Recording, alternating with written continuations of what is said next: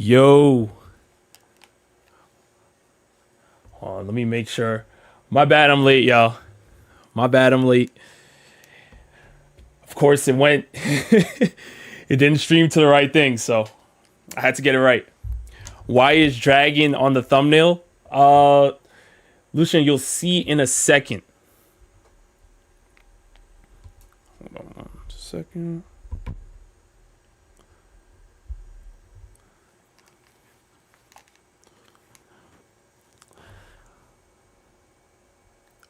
Rob, don't start glazing One Piece. How y'all starting already? What's going on, everybody? How y'all doing? Finally, we're back. Hey, yo, Reset, my guy. Hey, man, I appreciate you. Thank you so much for joining. The Syndicate, man. Thank you so much for joining. Rob, don't glaze Shanks. All right, so we're gonna have some tough conversations today. Let me know if you guys could see the board. If you're watching it on something, you might have to, like, you know, full screen it on your TV or something like that. But Nex, what's good, Nexus? Yo, it's been a long time, bro. It's been a long time. Yo, Mihawk's name might come up. Mihawk's name might come up in this. We don't know yet. We don't know yet. So I'll just wait a little bit longer, maybe like 2 or 3 more minutes, and then I'll explain to you guys what's happening right behind me, and then we're all gonna go right into it because I'm excited for this one. I'm really, really excited for this one. Is Kumar still locked? No, Kumar's not in the basement. Kumar's actually traveling right now, so he's traveling. But we will try to stream next week when he's back. But what's good, everybody? Give it a couple more minutes because I'm ready to get into this, man. And you guys are going to help out, obviously. So it's going to be a lot of fun. I'm excited. Yeah, for sure, next. Yeah, we'll talk after. We'll talk after. It's been a long time. Con season has been busy. Oh, if anybody's going to be at New York Comic Con, I will be there shooting a lot of fun content. So if you guys are coming to New York, I believe the first day is October 9th. I will be there.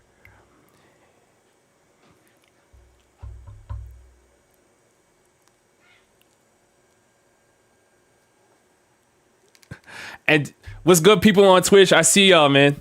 What's going on? Thank you guys.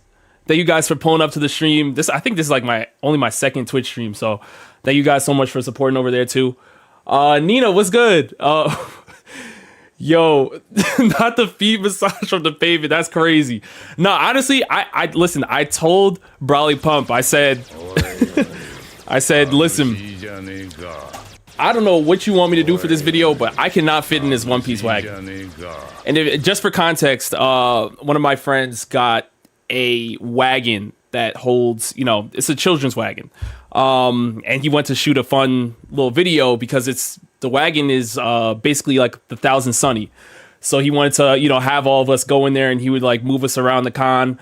Shout out Brawley Pump. And I was like, listen, man, I said, I don't know what you want me to do with this, but I was like, there's no way I'm fitting in this. He's like, oh yeah, bro, it's fine. So my legs are literally dangling outside of the way. Yo, the video is crazy. I'm like, I thought he was going to cut my part out, man. I was basically walking. Okay.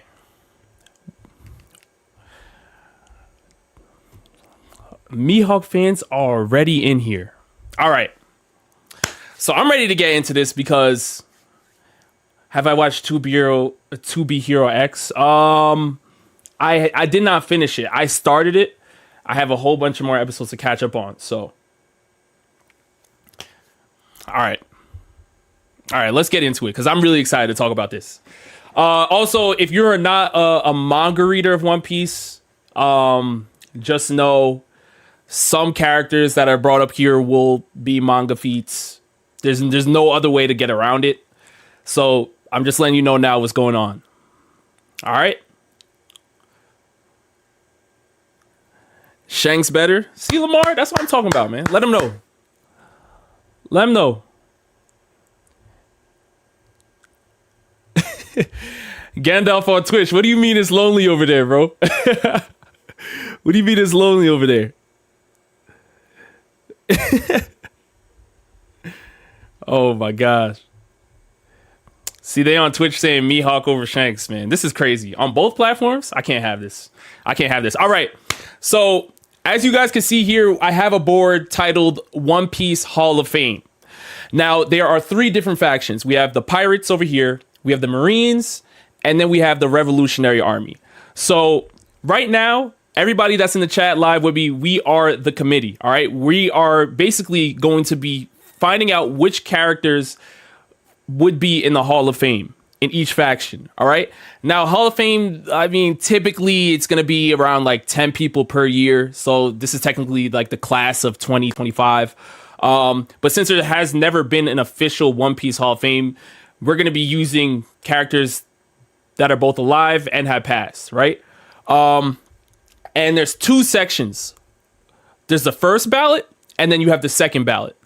Now, if you guys don't know how like the Hall of Fame works, I know obviously there's probably some sports fans in here, but basically we are finding the first ballot is telling us that these are pirates, Marines, or Revolutionary Army members that have been exceptional throughout the history of One Piece. They have been exceptional. Like, there's no question at all for them to be in the Hall of Fame. All right, that's the first ballot. The second ballot are characters that are kind of questionable, but we're not too sure. But like, you know what? We'll let you guys in. All right. And that's typically how it works. The second ballot Hall of Famer won't make it the first year they are nominated, but they will probably make it, the second or third year. And then we have over here the Shadow Realm. So you guys are going to be naming characters with me as we go through this list. I have some of my own personal picks, but we're going to figure it out together. And if your pick does not make it on the list at all, they're going straight to the Shadow Realm, okay? What's the criteria? Well, the criteria matters on which faction you have, right? For the pirates, we are looking for the best pirates. Who are the best pirates in One Piece? I know you have names already. The best Marines, right? The best Revolutionary Army members. So we're going to go through that and figure out how it's not just strength, as I'm seeing somebody saying in chat already. Yes, it is not just strength. You are also looking at how they are in their faction, right? There's some powerful Marines, but are they the best Marine or are they just powerful, right? So we're going to be figuring that out together. So there's story involved in this as well. So I'm ready.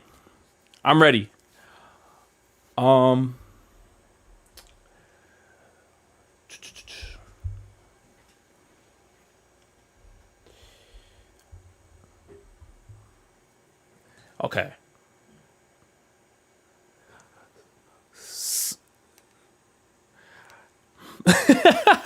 What do you mean you don't want to hear Sabo's name? Nah, it will happen.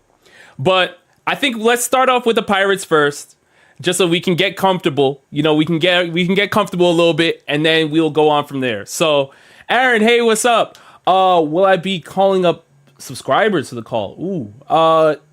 I did not set up to have people call in on this one. I know some streams I have in the past. I did not set that up for this one.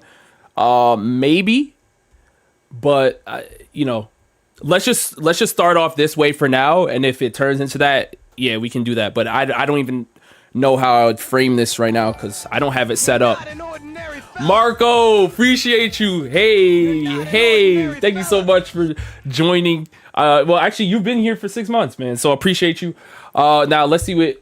Man, I wish Sabo could be in the Shadow Realm, but I already know that's not happening. He's ending up number 2 or number 1 in the Revolutionary Army. Hashtag free Kumar. Hashtag Joe Jones, let me free.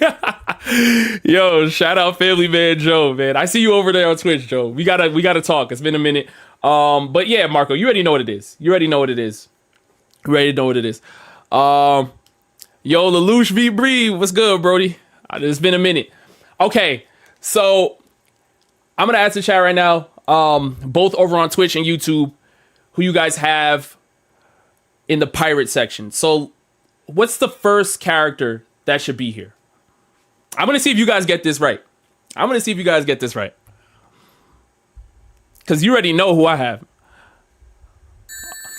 Oh man. Not my bosses coming through with the paycheck, man. I appreciate you, Life and Anime Podcast. I appreciate you. If Sabo wait, what is this? If Sabo's on this list, I'm crashing out. I'm sorry, he ain't it yet. We shall see though. I respectfully, I disagree. Boss man. Yo, why? Listen, Joe, I already know that's you. Why are you hating? Bossman, here's my mandatory super chat that you said I have to do every time you stream. Please let me feed my kids. Yo, he's lying. Guys, he's lying. He's literally lying, bro. Okay. So I'm seeing a lot of Roger and Rocks. I'm seeing a lot of Roger and Rocks. So I'm going to tell you guys right now, I'm disappointed in y'all, man. I'm disappointed in y'all, but I will put the names down. But there's one pirate that should be here first. There's one pirate that should be here first. Sean, if you're just getting in here, so we are doing the One Piece Hall of Fame real quick. We have different factions here: Pirates, Marines, Revolutionary Army. We're going to be going through finding out which characters have been the best pirates in history, the best Marines in history, the best Revolutionary Army members in history. We have the first ballot and the second ballot. The first ballot there's no question at all. Everybody agrees, no debate whatsoever. The second ballot are characters that, maybe we have to, we'll see. They're kind of questionable, but they'll make it. And then the Shadow Realm are characters that you guys name that have no business being here. All right. I'm seeing people put them in the chat, but first we have Rocks.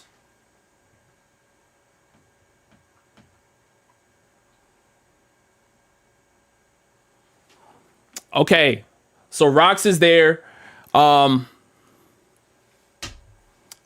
Absolutely, Rocks should be on this list. Rocks is one of the greatest pirates in history. We've seen literally him even before he was a pirate. When he was solo, he took down a whole Marine admiral by himself, stormed the flower garden where Imu was at, told Imu he was going to be back. The hockey is through the roof. We saw him box against Harold. And then as a pirate, not only did he establish the pirate island. Hold on, super chats, y'all. Hold on. One second. But not only did he establish the pirate island, but look at his crew. One of the greatest crews in history.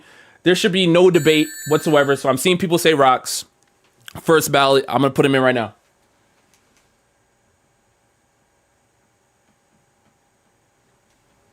All right, y'all. Rocks is locked in. Actually, let me draw that. Let me write that a little larger so you guys can see. Hold on.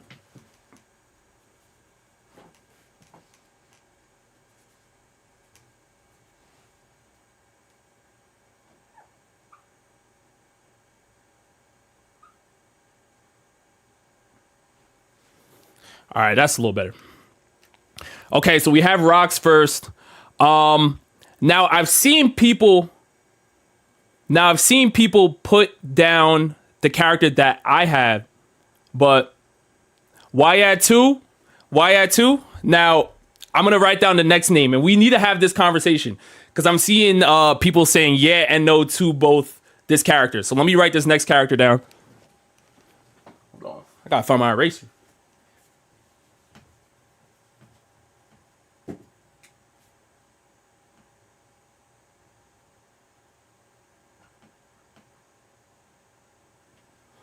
All right.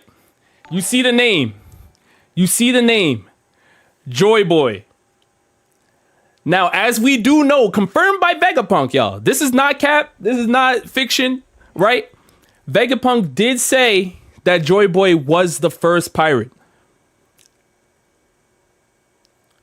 Joy Boy was the first pirate. And as we do know, Joy Boy is literally the most legendary pirate that we know on paper. Right? Just the hockey alone that we've seen from the Joy Boy hockey knot during Egghead literally had Imu shook. Right? This is a character that is easily one of the strongest in the history of One Piece. Fought against the ancient kingdom and the nations. Right? Joy Boy is literally he's basically the GOAT. Right? Until we get to see maybe end of series Luffy surpass what Joy Boy has accomplished.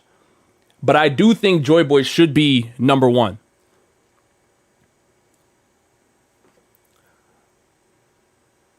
Now I'm gonna see what you guys say here, but I think Joy Boy should be number 1. He had emu sweating 800 years after he died. Exactly. This is what it is. All right, Midnight. No worries. Definitely catch up though, because I'd love to have your input on this. For sure. Okay. All right, so I'm seeing people agree with Joy Boy being here. Yeah, Joy Boy number 1. Yep, okay, good.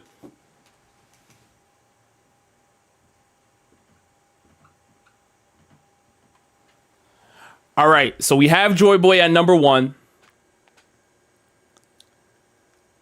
We have Joy Boy at number 1.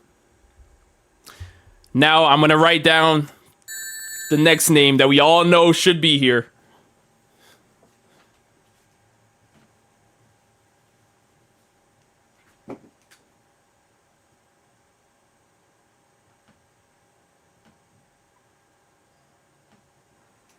Okay, Roger.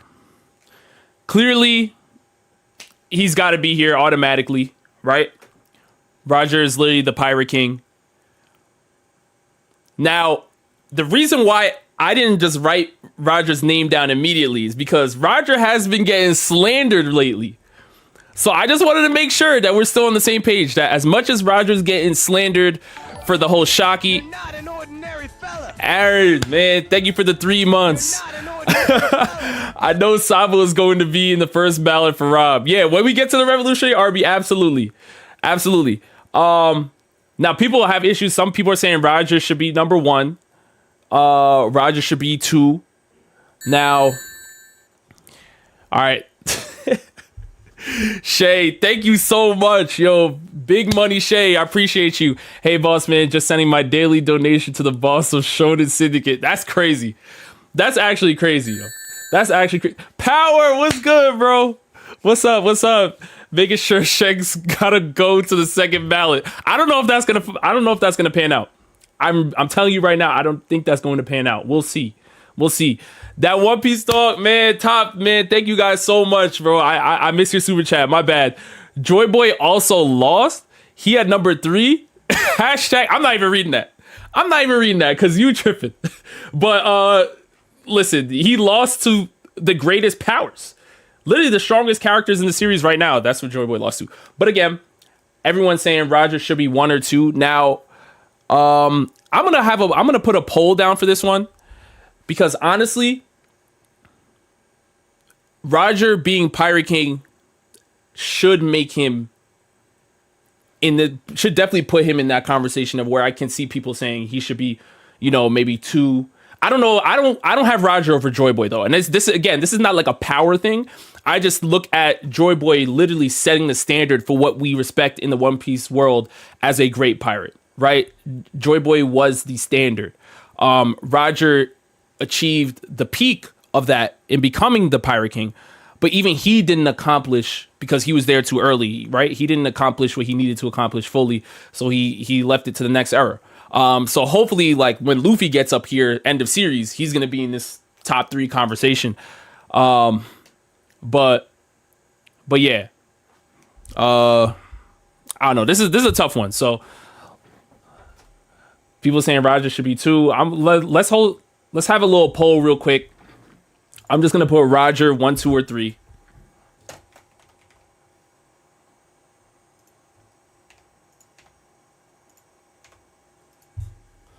And you guys let me know.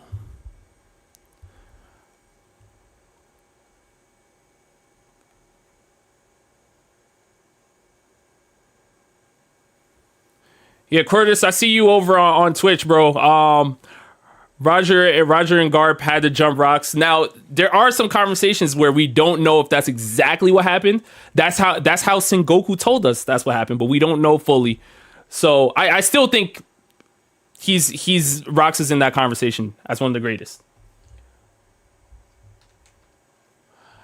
All right, so it looks like right now 2 is winning. So I might have to. Respectfully, I'm not mad at it. I would probably have Roger personally at 3, just because I think Rock's, what he accomplished in his peak, in his prime, was ridiculous.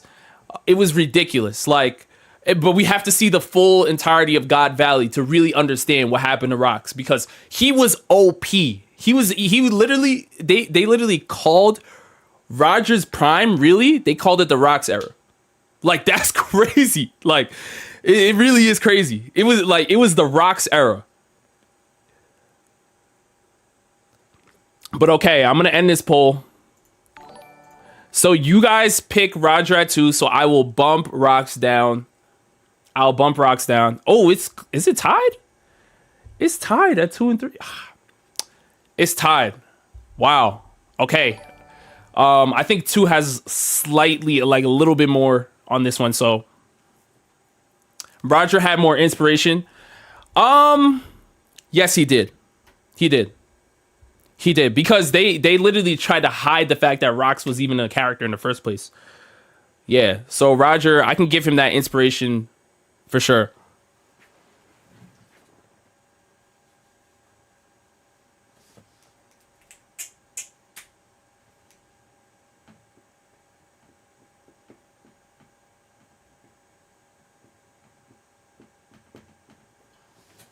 Okay, so now we have Roger and Rocks locked in on the board. We have them locked in on the board. My bad if I'm missing super chats, y'all. My fault. Give me 1 second. Jordan, thank you so much for the super chat. Can we skip ahead and make sure Mihawk's number 5 in the first ballot and Shanks is number 5 in the second ballot? Also, Sabo who? Hashtag Team Ace? I know you're trolling. Jordan, I know you're trolling. There's no way you believe what you just said. Thank you so much for the super chat, but this is ridiculous. All right, as a pirate, Mihawk top 5. Again, we're not talking strength. We're talking as a pirate. As a pirate. Okay, next one up. I'm seeing 2 names right now. Incredible.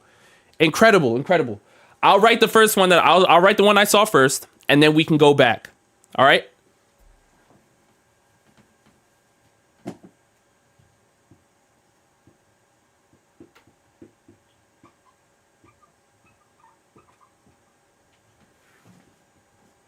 All right, you guys see it there. Whitebeard. Whitebeard is now in the conversation. Now, I'm a Whitebeard stan. I'm not a Whitebeard fan. I'm a Whitebeard stan. He's incredible. He literally was, as Doflamingo said, sitting in front of the throne to be Pirate King, but chose not to because he wanted to be a family man, right?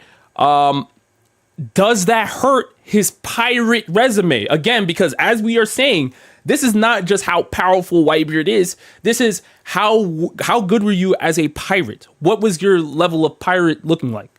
And I feel like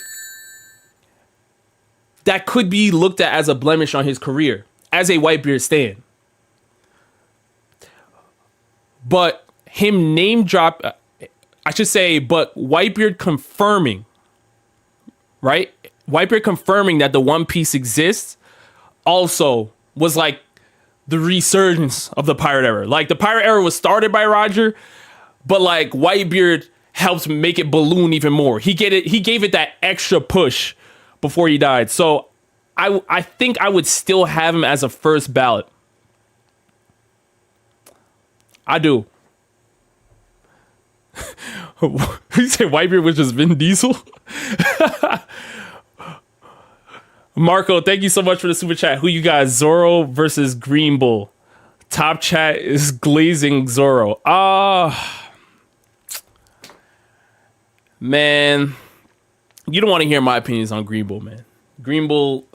If I had to, considering that Zoro fought against a member of the Gorosei and didn't die, I would give him a slight edge. But that's just really because I don't respect Green Bull like that. I don't. All right, so I'm seeing a lot of people saying, I'm seeing more people say Whitebeard should be at 5 than 4. Actually, no. Actually, I'm seeing more people saying that Whitebeard should be at 4 than 5. So Whitebeard definitely should be here. Trey said Whitebeard may be second ballot. That's what I'm saying. It's like, I'm not mad. I think he should be here. But when we write down the next name, it's going to get weird. It's going to get weird. So, okay. I'm going to put Whitebeard at 4, but things may have to move. Things may have to move. Jaden, I see you, Jaden. Jaden, I see you. I see you. Over on Twitch, you're saying, Rob, your YouTube is extremely delayed, by the way. I don't know why that is. Yeah, if you're watching on Twitch, you're probably seeing this way faster, but it is what it is.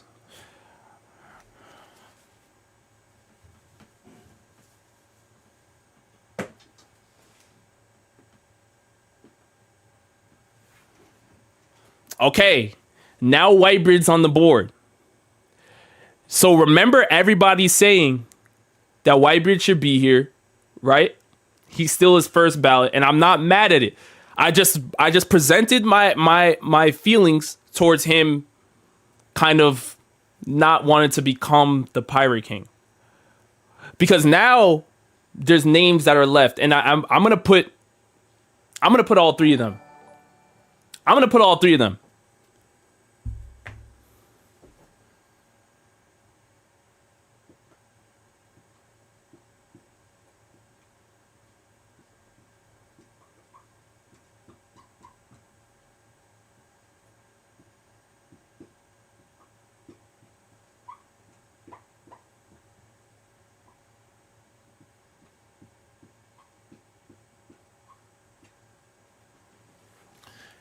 If you can't see it, I will read the names out to you.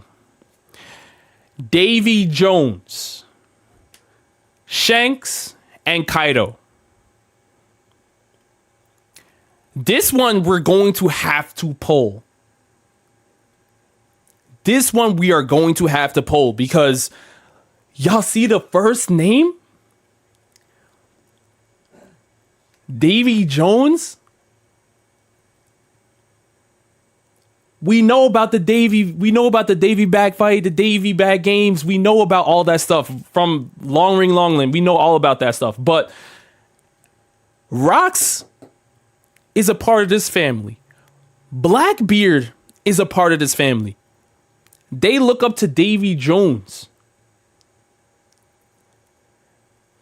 He needs to be there. Shanks, number 2, right?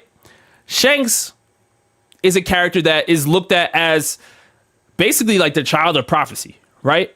That's what like Gabon was saying about Shanks. We know how incredible he is. Obviously, he one-shotted kid. He's one of the greatest hockey users to ever exist in the One Piece world. I literally call him the second coming of Goldie Roger because of how his hockey is. And we literally saw him master Divine Departure, right?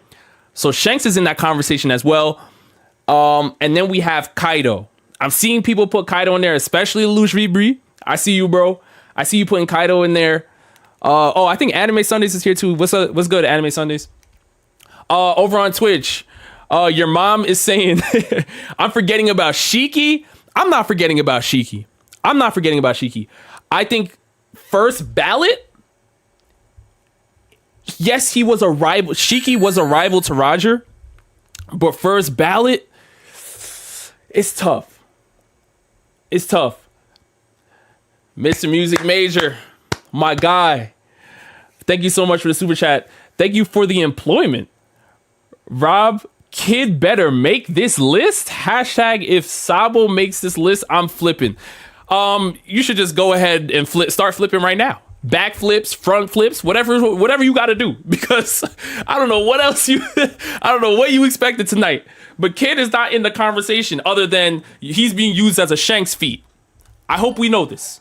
Okay, I hope we know this. I'm gonna run a poll. On this one because all 3 of these names are legends. I'm seeing people say that Davy Jones, as great as he is, we still don't have enough info about him, and that's valid. But I think Joy Boy as well would be in that conversation. Like we know they are amazing, great pirates. We just don't know the full details of them, right? But I don't think that should take away from how great they are. Eagles, man, thank you so much. Just came to show love. Hashtag Usopp is trash. Hashtag Aaron was right. Hashtag spin back for Yamato. Hashtag Don best new gen manga. So there's a lot being said here, Eagles. There's a lot being said here. Thank you so much for 3 months. But I mean, hey, you're spitting on some of those. You're spitting on. I said I want them to spin back for Yamato, and we, you know, I'll leave. We're talking about great pirates, so I'm gonna leave Usopp out of this conversation tonight.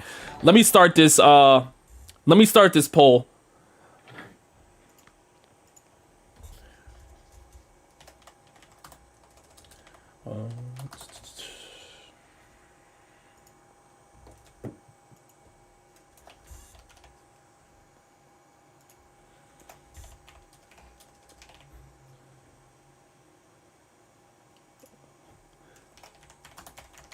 Okay.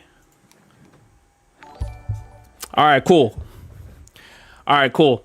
So the poll is now up. The poll is now up.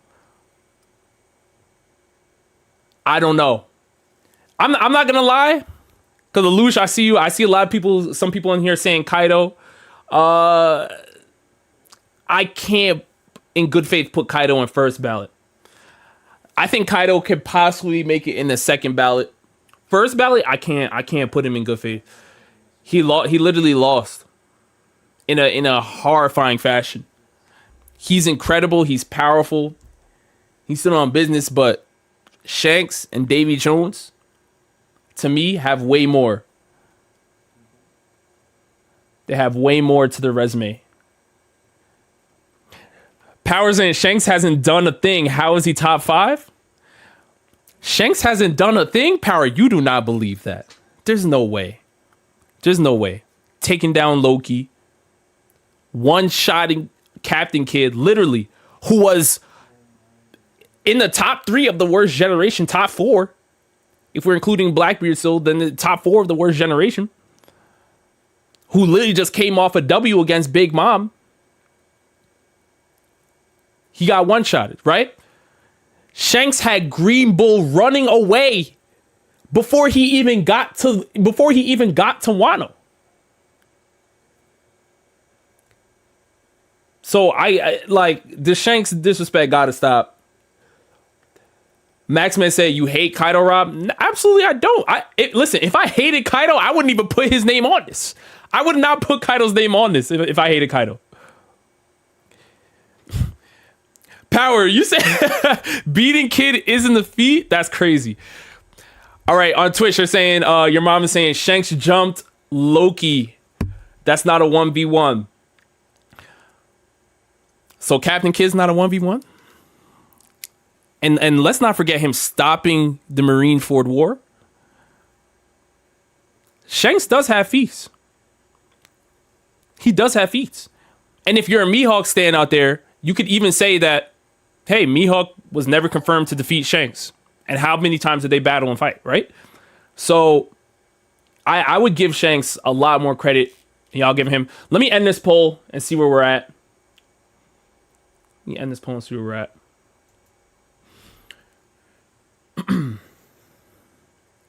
Wow. Okay. So it does look like Shanks won the poll. All right. Shanks won the poll over Davy Jones. I get it. I don't know if I fully agree because I feel like not having Davy Jones up here is kind of crazy, but we don't know enough. We don't know enough. So I personally would have Davy here, but I'm going to put Shanks. Shanks is going to round out our ballot for our first ballot for the Pirates.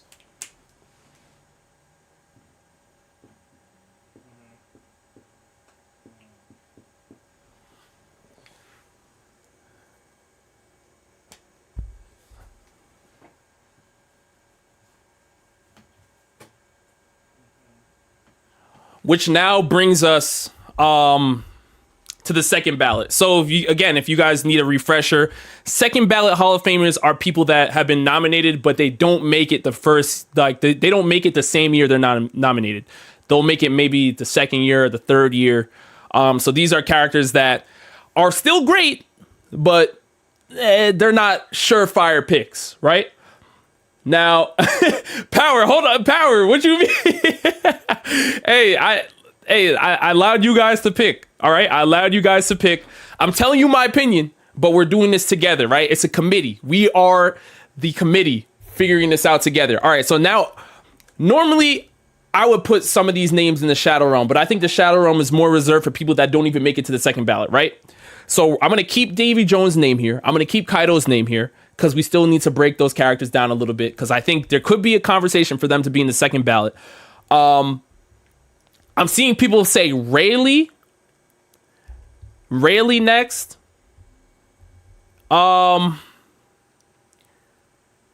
Let's discuss Davy Jones first. Let's discuss Davy Jones first because right now we have two names in here. I want to discuss these two, and then I'll write Rayleigh in there. And we could talk about Rayleigh next. All right, we could talk about Rayleigh next. Overall, yo, Rayleigh could be in this convo. He bagged Shocky too. Lucian, this is about Rayleigh being a pirate, bro. This is about him being a pirate. All right. Power, you're gonna have a tough time arguing Mihawk. You're gonna have a tough time arguing Mihawk. I'll write his name down later, but you're gonna have a tough time arguing Mihawk. All right. So Davy Jones, do you guys believe Davy Jones should be in the conversation? Like I said, we talked about him basically being one of the most notable pirates in the history of One Piece. When you mention names like Joy Boy, you also mention people like Davy Jones as well. He's in the same family of Rocks and Blackbeard. So all the Blackbeard lovers out there, Davy Jones is in that conversation. Now, do you think he should be a second ballot Hall of Famer? All right. Here's what I'll have you guys do. Put one if you think Davy Jones should be in the second ballot, or put two if you think I should send Davy Jones to the Shadow Realm.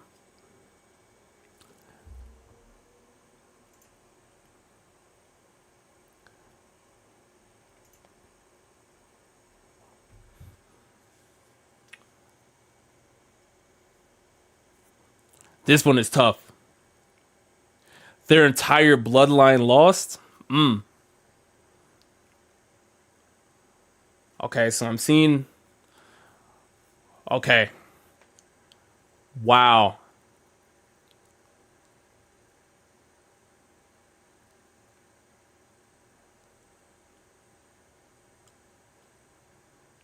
Man, this is a tough conversation, man. I'm not gonna lie, based on what I'm seeing right now, I'm seeing slightly more ones than twos. Based on what I'm seeing right now in chat. I'm seeing slightly more ones than twos. So, Davy Jones is gonna make it into the second ballot.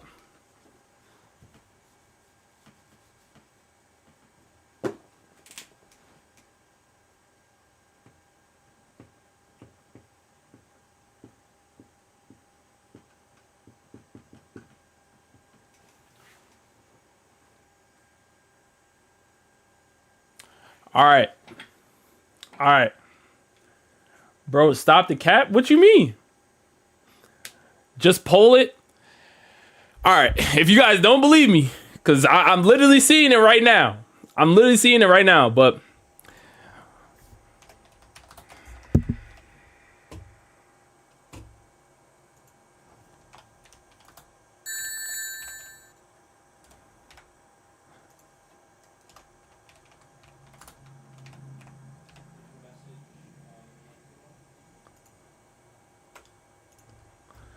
Okay. Yeah, I'm clearly seeing more ones, but maybe I'm wrong. Okay. Yo, King Recon. Man, I appreciate you. Thank you so much. Yo, appreciate you, man. Appreciate you being here. My guy, I definitely think Davy Jones should be on here. The Will Chamberlain of One Piece. None of it is on tape, but the legend alone is crazy. That's what I'm saying. Bro, that's what I'm saying, man. That's exactly what I'm saying. I think he has to be here. Like, I really, really do. Like, yeah, we don't know enough, but what we do know says he's in the Hall of Fame, to me. His legend speaks for itself.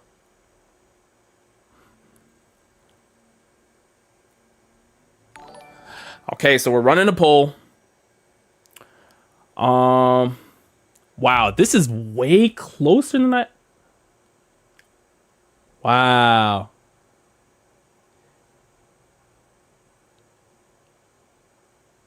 That's crazy. What? All right. All right, wait 10 more seconds and I'm going to end this poll, man. But that's crazy. Y'all really... Bro, it wasn't just me. I know a bunch of other people were saying they were seeing some other names. Some other numbers, I mean. But, okay. All right, I'm going to end it. I'm going to end it here. All right. I ended the poll. Let's see what's going on. Oh my god. Yo, oh my gosh. Yo. The craziest part is that it's this close. The craziest part is that it was this close. Dang.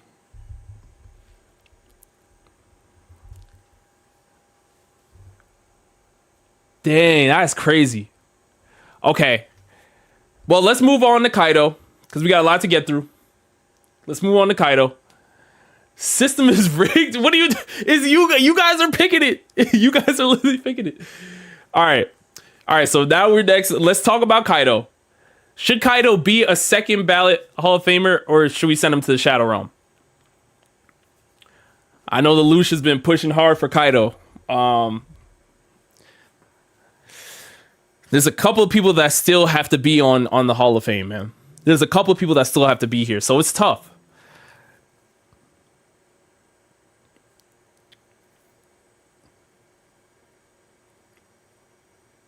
It's really, really tough.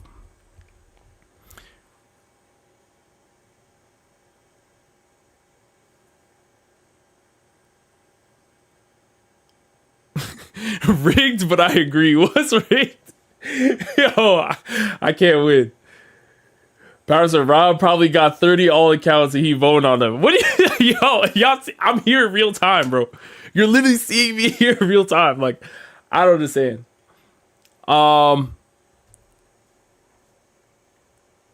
Yeah, I'm seeing a lot of people saying Kaido should be here. He's at least 4 or 5. Okay. So Kaido, a lot of people are respecting his game. His showing at Onigashima was ridiculous. We know he was at God Valley as well. His rise to greatness was one of the best we've seen in the series. Being one of the weaker characters on the Rocks crew to becoming a Yonko. And they you know, when they talk about Kaido, they say things like, if it's a 1v1, bet on Kaido, right? We saw him fall from the heavens, land, didn't even feel anything. Now, he did get stopped going to Marineford. We did see that. He got stopped. People are asking for a poll. I'll run the poll. I'll run another poll for y'all. I think, you know what? Let me just do it.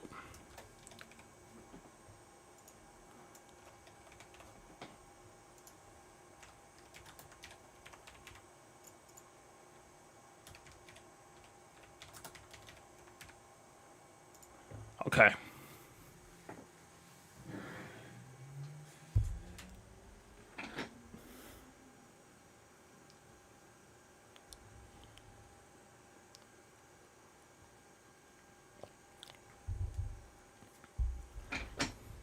Now, oh wow. This is looking like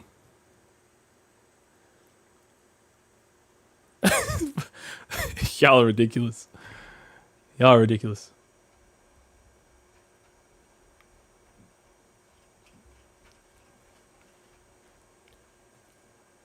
Okay. Is a minute up? All right, I'll wait for the full minute like the last one. But yeah, man, yeah, I see people saying Kaido lost. Absolutely, he lost. But I mean, there are characters who lost that are still here, right? I don't think losing should hurt your pirate resume too crazy, depending on who you lost to, and in what fashion, right? Like Captain Kidd getting one shotted by Shanks, that's an automatic, yeah, bro. Shadow Realm, we don't speak of you. We don't even know if you're alive. But Rocks supposedly losing to Roger and Garp in a 2v1. We don't know. All right, there's theories about the Emu, Domi Reversi and stuff, but yeah, man.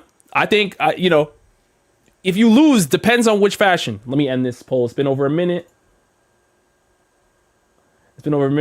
Yo, Saros, what's good, bro? What's good, man? Good to see you in here. Okay, so 78% of you guys said second ballot. So I'm going to add Kaido here. And then we're going to move on to the next name that I was seeing the most. So Kaido, Lelouch, I know you're happy. All right. Kaido did make it.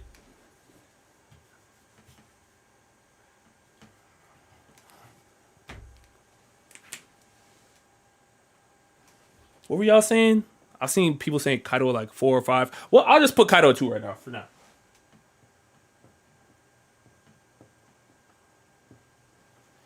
Okay, so Kaido is now here.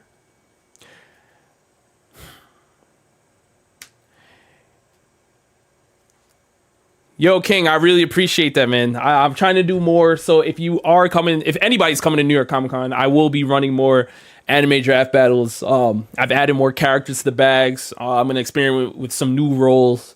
So definitely pop out. And I think I'm going to try to bring the dice there too. It's been a minute. And I have a new video that's coming out soon, which is another fun game idea. So I can't wait for you guys to see that. Okay, next character up. Jaden, I see you, but one character was named before the MC. So I'm going to put the MC next, but there's one character that got named before him. I want to discuss him first. Then I will put the MC. Hold on.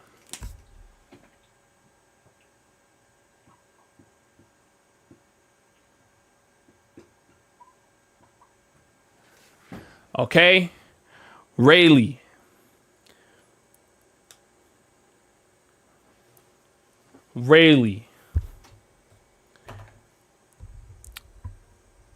Power, you should come to New York Comic Con if you're in the area. Saros, man, I appreciate you, bro. That's love. Yeah, so what are you guys thinking about Rayleigh? Now, for me, I think Rayleigh is an incredible pirate. Obviously, he's a Dark King Rayleigh. He's a right-hand man of Roger. We hold a lot of respect for him, especially his most recent incident with the Kuja pirates. He obviously went there. He saw Blackbeard antagonizing Boa, and he saved her. But he did have that one comment of him saying, I don't think I could have possibly beat Blackbeard in that scenario. Now, we do know Blackbeard was also not trying to fight Rayleigh as well, but that does look a little sus in his old age, but we know in his prime, he was elite, right? I do want to see some more I want to see some God Valley feats. It depends on what he did in God Valley, but as a pirate, I think the fact that Rayleigh is still somewhat active. We know he says he's retired, but Rayleigh is still somewhat active and in the mix as an old dog. I respect that as a pirate. I really, really do. Yo, Debatable, thank you so much, man. Thank you so much for the super chat. Let's be for real. Only thing Shanks ever lost was an arm. Bossman Rob been up since 2025. Major growth, praying for continued success. By the way, we're planning to make it to the West Coast trip to Anime Expo 2026. Is it worth it? Absolutely, Debatable. You should go to Anime Expo. I would say it's the best con in the country in terms of like the most people there. There's a lot of brands and, industry people you can connect with as well in the anime space. And, LA is not too far from Japan. So you're literally getting people that literally are flying in from Japan that you can connect with and stuff. So I would definitely recommend Anime Expo. New York Comic Con is another amazing one as well. Yeah. So definitely pop out. I will be there next year as well, too. Shonen keeps bringing strength feats. Now, Rayleigh, we still need to see more. Like I said, we still need to see more on God Valley, because most of what we know about Rayleigh are strength feats, right? Except for him training Luffy, and obviously he saved Shaki. We know he saved Shaki in the end. But him as a pirate, I mean, the most we can really say is that he was great for being Roger's right-hand man. He's incredible in his own right, but I don't think we have enough non-strength feats from Rayleigh particularly. So do we think Rayleigh should be here? I'll put the poll up, but I'm seeing a lot of people put Rayleigh in here. So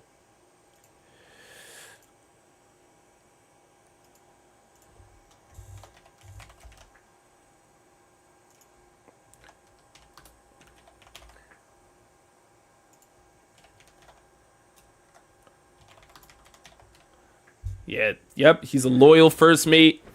He's still incredibly powerful. I give him the edge just because he has literally still been somewhat active in his old age. I respect things like that. I do.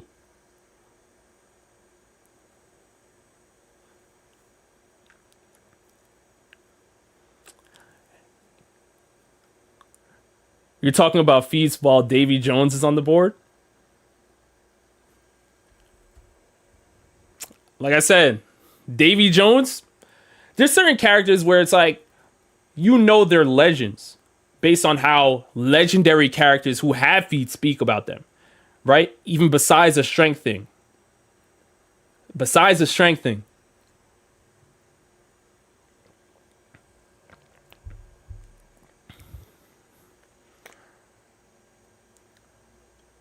Am I going to Awa? I don't think so, but things could change. But I don't think so as of now, Nina. I think the next and final con for the year might just be New York Comic Con, but I will see. Which weekend is it in December? If it's too close to the holidays, it might be tough. I'm not gonna lie. All right, so let me end this poll. All right, I'm seeing a lot of people saying second ballot. So Rayleigh did indeed make it. All right, Rayleigh did indeed make it.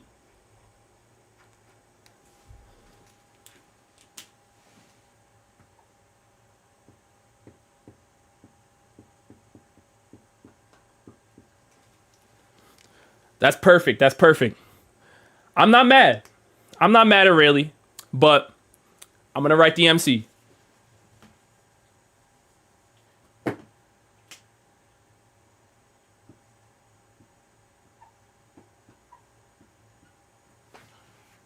Okay, y'all see the name. Luffy is now up next. Luffy is now up next. And since we only have two spots left, be wise. Be wise about who you say for this. Because there's been some great names that have been dropping. We've seen Shiki. Shiki's name has come up. Blackbeard's name has come up. For whatever reason, Mihawk's name has been brought up. Y'all must really want to see a Shadow Realm pick. But Luffy, the second coming of Joy Boy. Literally. We don't even need to go into it too much, but the One Piece pirate crew is one of the breakout crews of all time. But one thing, and the reason why I think Luffy automatically should be here, not just because he's the MC, but during Marineford, Mihawk had his quote of saying, Luffy has the ability to make people want to just support him and be around him, just based off his energy. Just based off his energy and how he's able to lead and inspire people to move. Who does that sound like? Joy Boy, Roger, Shanks, people of that ilk, right? Some of the greatest pirates in history. Even Rocks, you could say Rocks as well, right? Luffy is in that camp. So the only reason why Luffy is not in the first ballot is just because he's on his journey right now. We're in the present day. These people have, for the most part, lived out their current greatness, except for Shanks. Shanks is still rising. He's at the top, but he's still rising. So yeah, Luffy does have actual feats. I don't think it's a question. I don't think we need to poll this. So I'm just gonna write Luffy's name down, unless there's a strong pushback on this. Yeah, I'm seeing over on Twitch as well. He's definitely in the Hall of Fame. Good.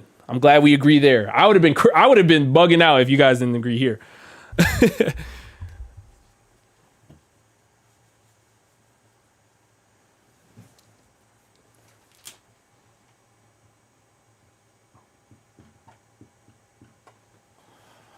Okay, Luffy is here. So I'm gonna write down. I'm seeing people say Shaki, Gloriosa, and Boa. I think, I'm not gonna lie to you, Gemini. I'm not gonna lie to you. I respect Boa as a pirate. Gloriosa, I can't put her in that camp. Shaki possibly, but I think Big Mom, and I'm seeing people say Big Mom should be the first person we talk about before we even get to the Kuja Pirates. Big Mom needs to be in that conversation.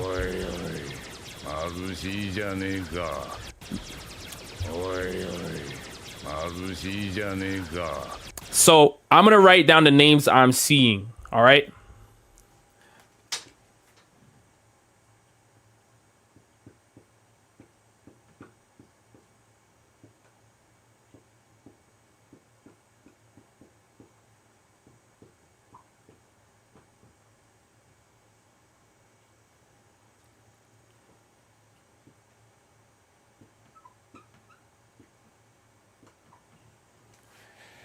Okay.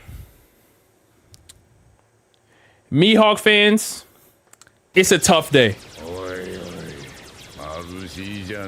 It's a tough day for you Mihawk fans. I'm not gonna lie. Because we only have one spot left in the second ballot. Shiki is here, Blackbeard's here, and Buggy's here. Am I just ignoring Mihawk? I can write, hey, listen. I can write Mihawk down. Big Mom truly needs to be here before Mihawk. I could write Mihawk down.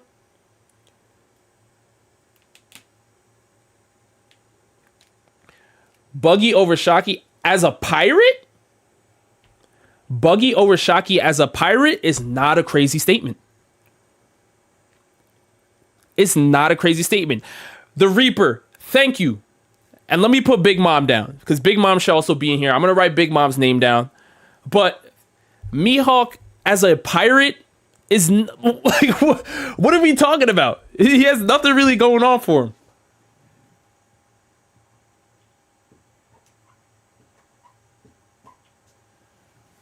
Okay. So I put Big Mom in there. If you want me to write Mihawk's name down, we're going to end up running a poll anyway, because only one of these people can make it.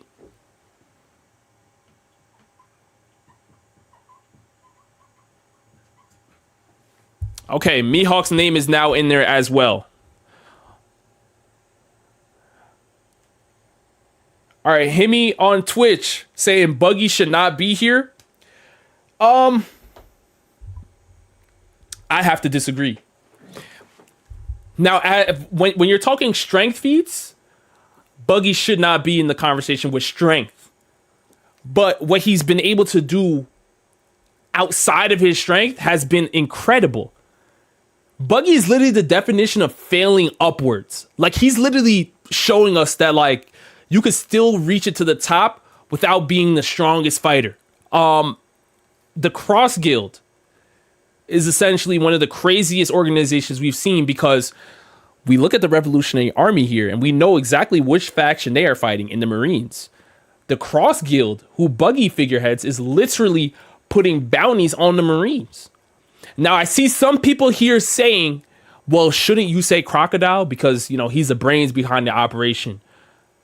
They know Buggy has the notoriety, the money, the fame. He has all of that stuff going for him that they have to use Buggy in order to make the Cross Guild work. Buggy has allies all throughout Impel Down. Some of the most devious, notorious pirates have been under Buggy. So again, he's not powerful, but Buggy, listen, Buggy needs his respect. Now let's have a conversation about Shiki. I do think Buggy does need to be here. Again, we're rating them on their pirate activity as I'm seeing people put them in there. He's literally one of the greatest pirates currently.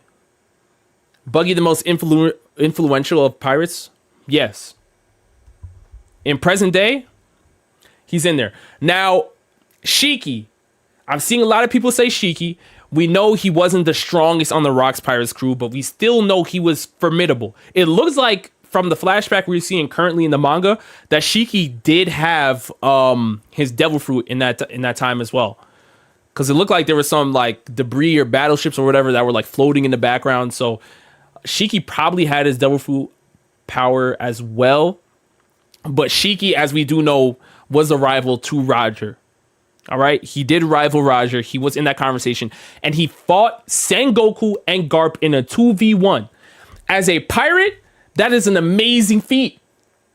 You're going up against the Marines in a 2v1 with Garp and Sengoku. That is a major feat as a pirate. Shiki definitely deserves to be here. Big Mom is now in the conversation. Big Mom has one of the biggest families in all of One Piece. She has 85 kids.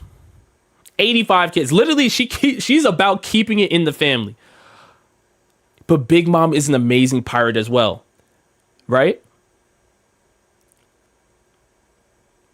Let's look at her feats, right? One of the most notable pirate feats, I think, is the Germa 66 scenario, right? Let me take Sanji. Hey, Sanji, you marry my daughter Pudding. Now I get all of Judge's resources. This is how Big Mom moves. Literally, the only thing that stopped Big Mom from being a powerhouse was Whitebeard. It literally was Whitebeard. Whitebeard was the whole reason why. Because remember, Big Mom wanted, and a lot of people forget this, Big Mom wanted Fishman Island. Big Mom wanted Fishman Island. But because Whitebeard's Jolly Roger was flowing in the wind, she said, hey, I'm not touching that. You see Newgate? Yeah. We worked together on the Rocks Pirates. I know how powerful Whitebeard is. I want no smoke. The second Whitebeard died, Big Mom now has people going into Fishman Island. Right? So Big Mom is legendary as well. I just know for a fact if Big Mom, no matter which list, even if the first ballot were empty, I would still probably put Big Mom in the second ballot just because. Come on, like Whitebeard had you shook a little bit. Whitebeard had her shook a little bit, but she's still incredible. Lelouch, Rock's whole crew in the Hall of Fame, yet somehow he's 3. Hey, I didn't have Rocks at 3, but the chat voted, so I had to move Rocks down. So Big Mom deserves to be there. Blackbeard is up next. Now, I'm seeing a lot of people. Yo, Honeymoon, what's good on Twitch? I see you guys on Twitch. Himmy, I'm seeing you as well on Twitch saying Blackbeard is that pirate of this era. He is. Blackbeard is technically kind of like the Rocks of this era, not in terms of power, but in terms of being a pirate that's just doing crazy things. Literally, the Marineford War would not have started unless Blackbeard takes down Ace and then puts him into Impel Down and does all of these things. Blackbeard is a pirate through and through. But what separates Teach from his father, what separates Teach from Zebek, is that Rocks was always about the smoke. I mean, Rocks was always about the smoke. He was never, ever turning his back in a fight because he was that powerful. Blackbeard, if a Kainu, when a Kainu pulled up, Blackbeard hit the jets. He was running. When Rayleigh pulled up, Blackbeard hit the jets. Even Rayleigh said, I don't know if I could have beat Blackbeard at the time, but Blackbeard was like, hey, fighting Rayleigh, I don't know about this one. He hit the jets, right? When Shanks pulled up to Marineford, Blackbeard hit the jets. So there's certain times where I'm looking at Blackbeard, I'm like, you got that dog in you, but like, to what level?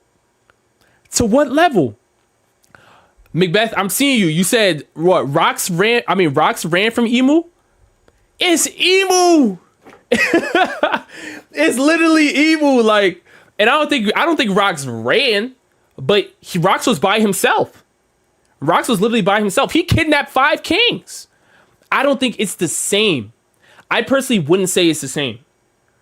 Let's put it like this. If an admiral pulls up on Rocks, Rocks is catching a body. He literally has done that. He's catching a body. But when you're looking at Blackbeard, Blackbeard is running. He's running and he's looking for the most opportune moment to make something shake. So again, he is a true pirate, but there's times where he's running a little bit. I don't know. Blackbeard still deserves to be here.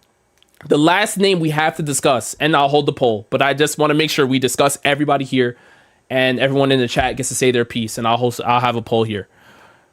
Mihawk. I'm putting Mihawk here just for the Mihawk fans, just to make y'all happy. But respectfully, I think this is just a waste of a pick. I'm not gonna lie. Mihawk is the world's strongest swordsman, but as a pirate, the only thing you could really say Mihawk has done incredibly as a pirate is being Buggy's commander. Like he technically is a pirate now because of the Cross Guild. But that's literally, yeah, see, people are saying, yeah, Mihawk's not a pirate. He's hasn't done anything. He shouldn't be here. Yeah, and this is no disrespect to his power, but as a pirate, he literally hasn't done anything. Now, I will say, before we just drop him off, when it comes to hunting Marines, Mihawk was literally called the Marine Hunter in his prime, in his heyday. He technically still is in his prime now, but y'all know what I mean. Back in the day, Mihawk used to be called the Marine Hunter. We know this is factual, but we don't know to what extent. If you're the Marine Hunter, who did you hunt? If it's confirmed that Mihawk took down an admiral like Rocks, hey, bro, you got it. You got it. But right now, we don't know. We don't know. And it looks like Mihawk doesn't even really want to be involved with the Cross Guild. Man, Aaron Creates, thank you so much for joining the Shonen Showdown Syndicate. Thank you for being here. Exactly. Samaj, you're saying the right thing. Who did he hunt? Like, who did he hunt? We don't know. So, that's the only thing. Let me run this poll so we can go over to the Marines next. But just know, whoever doesn't make it, they're going right into the Shadow Realm, baby. They're going right into the Shadow Realm. So, I told you, whoever you guys name, they might get disrespected. All right. I actually don't know how many people I can add to this.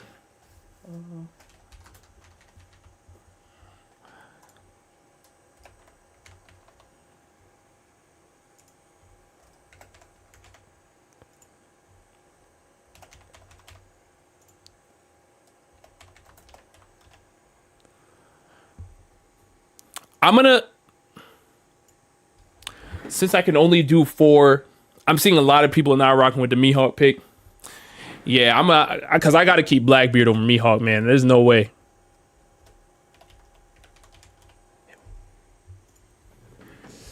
I don't think Mihawk's making that. All right, who's the last pirate that's making it? Yeah, hit me on Twitch saying, yeah, he doesn't want to go for the One Piece. Yeah.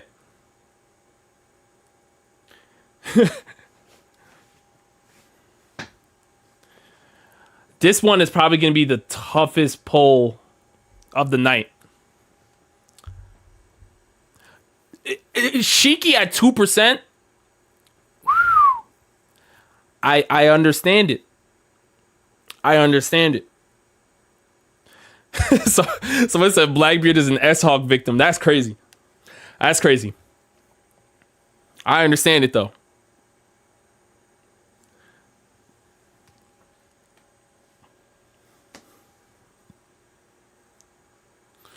Yeah, this conversation is just it's tough.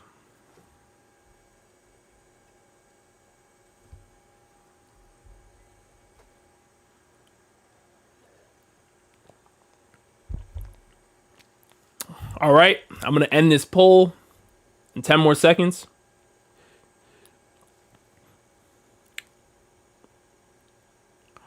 All right, let me end this poll in 3, 2, 1. Okay. So it looks like Blackbeard won the poll over Big Mom, Shiki, and Buggy. Shiki only got 2% of the votes. That's crazy. Sheesh.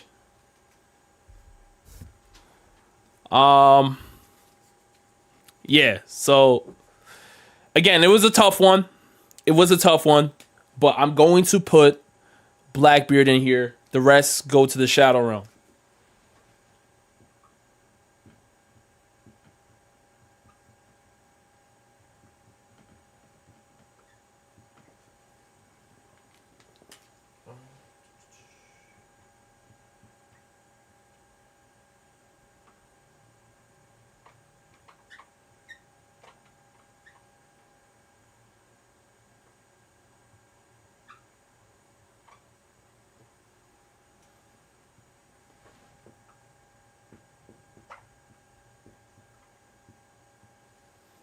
Okay. Okay. Oh, people are switching up on Rayleigh? Is that what's going on? Is that what people are going? Because we got to move on to the Marines.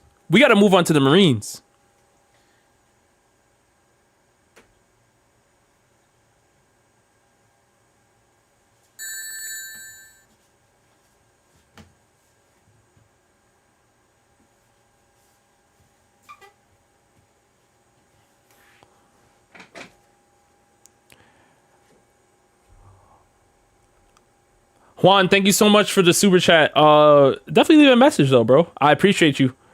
Rob, definitely a Shanks fan. Absolutely. I'm absolutely a Shanks fan. But I'm giving everybody a fair shot. Right? Wait. Everybody's saying Big Mom over Rayleigh. I'm seeing Big Mom over Rayleigh now. But keep Rayleigh. Dang, I did not know the Rayleigh switch up was gonna happen here. All right. If enough of you guys want, I can run the poll.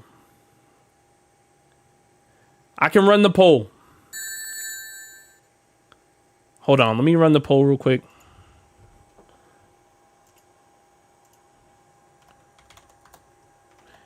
Keep Rayleigh or Big Mom over Rayleigh. Okay. All right. You guys let me know. I put keep Rayleigh or Big Mom over Rayleigh. Smile Bomb, thank you for your donation.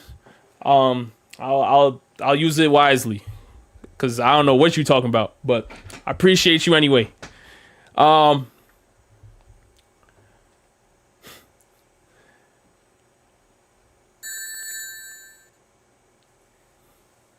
It's crazy. Majin Buu, man, with the super chat. Thank you so much, man. Appreciate you. Big Mom mid diff. Wow. I did not expect this switch up. I did not expect this switch up. Okay. Once a minute is up, I'm going to end it. John Wick said, Rob, don't do this. Listen, I have to be fair. But I do. This is crazy. I was not expecting this. I was ready to go on to the Marines. But if the committee, because like I said, it's not just me. It's all of us together. We're all the committee right now. So if the committee is saying, wait a minute, we may have snubbed Big Mom, I have to honor it. Right now, the poll is 50-50 right now. The poll is 50-50. I'll give it 30 more seconds. Cast your vote. Let me know. Let me get a stopwatch going on my phone real quick. All right, once 30 seconds are up, I'm going to end the poll. Yo, it is so close right now. Once 30 seconds are up. Wow. Now, my personal opinion between Big Mom and Rayleigh, I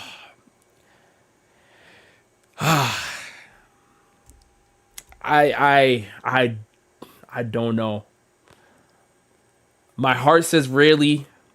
The on-screen feeds say Big Mom. 30 seconds just hit. I'm going to end the poll. 30 seconds just hit. As y'all can see. Okay. Wow. Big Mom. Yo, Leon, bro. Thank you so much for the super chat. Thank you so much, man. Big Mom over Rayleigh. No respect to Don Krieg. Don Krieg is getting a mention in 2025? Wow, I was not expecting a Don Krieg mention. Hold on, where did I put my... Okay. I don't even know where I put my... oh, here we go. My fault. I'm losing my markers all over here. Okay.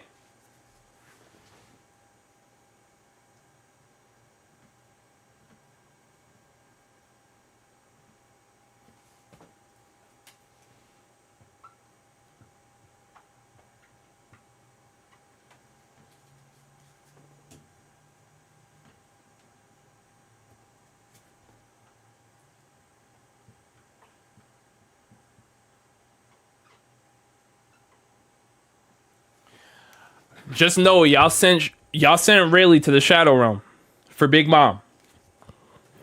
I'm not mad at it. That's a very, very close one.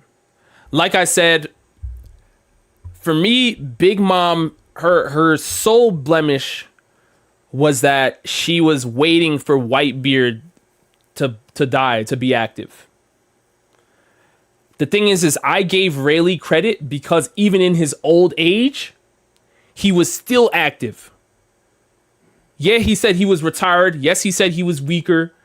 He said, I don't know if I can beat Blackbeard in this moment because I'm older now. But he was ready to fight Blackbeard.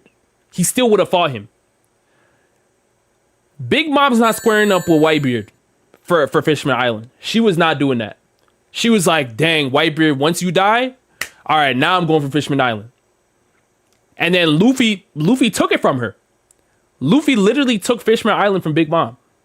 So it's like, it's tough, but I do give Big Mom the respect as because she really is like a general, to be honest with you. She set up her whole family. And not only does she have Fishman Island as her territory, but we see her trying to grab many territories from around the world. And the Germa 66 thing almost panned out for her. It really, really did. Dev, thank you so much for the super chat. Where you got Berserk ranked against other manga? Berserk is probably... Berserk is amazing. I would probably say it's like, just objectively speaking, probably like a top 5 manga of all time. The artwork is incredible. It's just it's very dark. It's very dark. So I don't know. Rob dissing Don Krieg as if he ain't got the gold King Hockey. Oh my, I'm not even, listen. Juan, thank you so much for the super chat. Just wanted to stop by and donate. Quick question between Oda and your parents. If Thanos were to snap one, who would you choose? What kind of sick Juan, what are you Listen, I ain't gonna lie. Oda gotta go. Oda gotta go, man. His editors know what the ending is. His editors know what the ending is, man. That's crazy. Are you kidding me? What? That's a crazy question. Hey, but we are now on to the Marines, y'all. We are on to the Marines. We are on to the Marines. Okay. Who's the first Marine that should be here?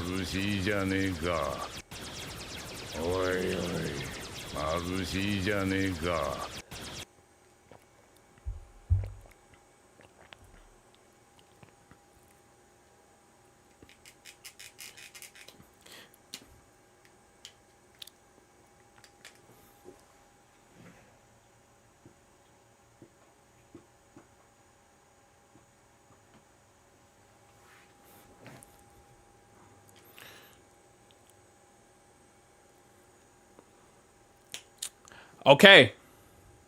Garp is the first one that we are naming. Everybody's saying Garp. Yeah, the chat is filled with Garp. I'm not even... I feel like we should talk about Garp just a little bit, about his legendary status. We know when Garp was most active. That was whenever he heard Roger's name being called. Whenever, like, the Marines mentioned that, hey, Roger's outside, getting a drink of water, that all of a sudden... Garp just teleports there. Anything where Roger is, Garp is at. And we do know Roger is who we have at number 2 in the Hall of Fame. So his Marine counter is obviously going to be up there. I'll put Garp at number 1.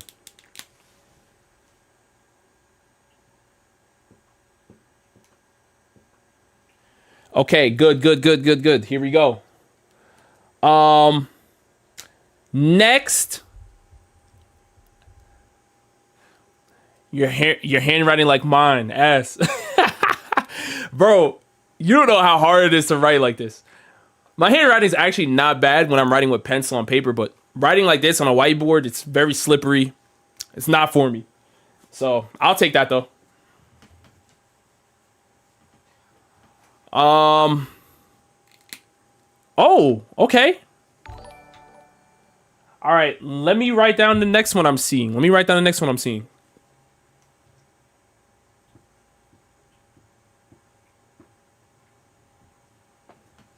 Kong. I'm seeing Kong a lot in the chat. Kong is a great pick.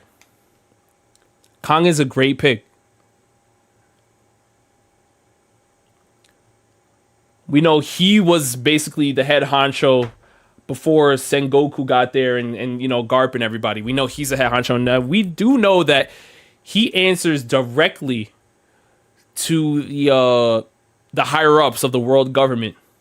Even more so than Sakazuki, right?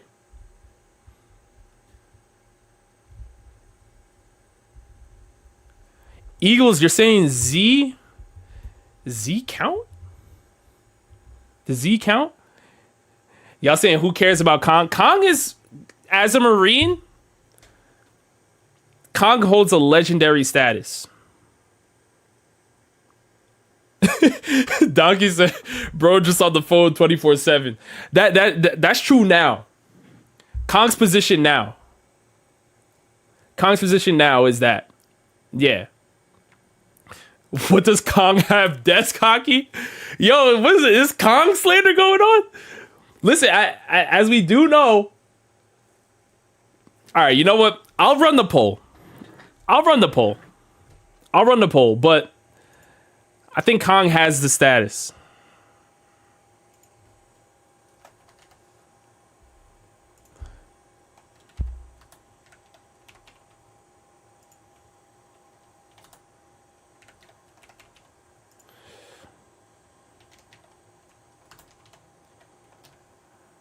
All right. You guys let me know, since it looks like a lot of people are questionable about Kong.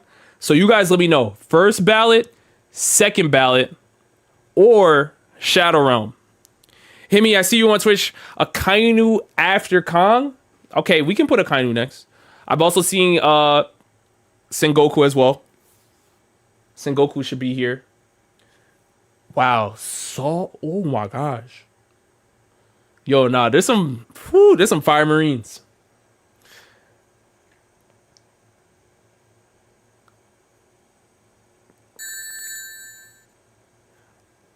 Leon with the 5, I appreciate you.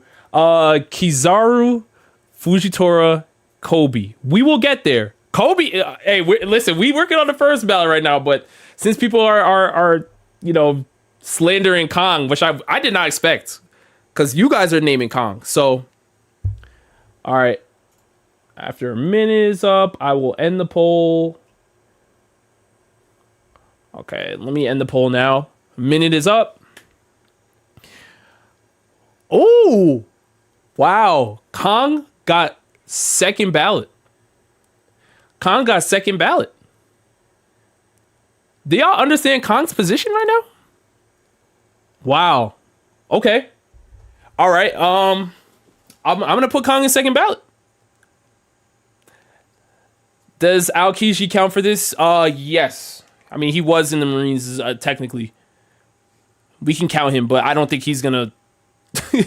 He left the Marines and became a pirate, so I don't think he's gonna make it. But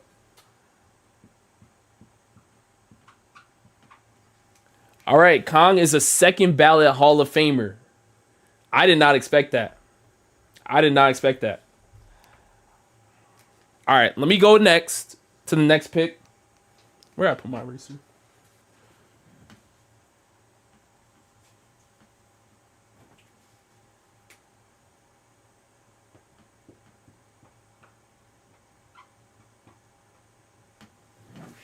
Akainu. Akainu is now here. As a Marine, I think he's obviously first ballot.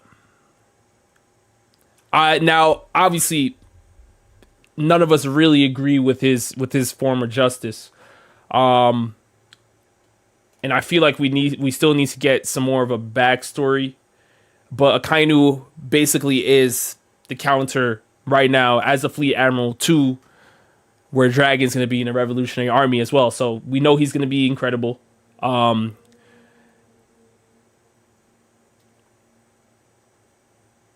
a lot of y'all put Garp in the first ballot. But there was a moment when Garp wanted to take down Akainu as well, a Marine forward. So, whew. But yes, as Ty put out there, Akainu had Blackbeard running. He did ultimately defeat Kuzan and become the fleet admiral of today. Now, you can argue whether you think that the Marines were better under Sengoku's leadership or Akainu's leadership currently, because I'm not gonna lie to you. I think Akainu's pick with Ryukugyu, Aramaki, Green Bull was a horrible pick. But I will say Fujitora was amazing as well. Fujitora was amazing. The issue is Fujitora is already starting to show signs of disobedience to Akainu.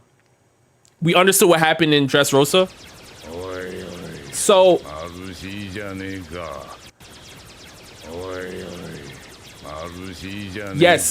yes, Oda did in fact say if he were the MC, he would have found the One Piece in a year. There was a lot of hype with his power level.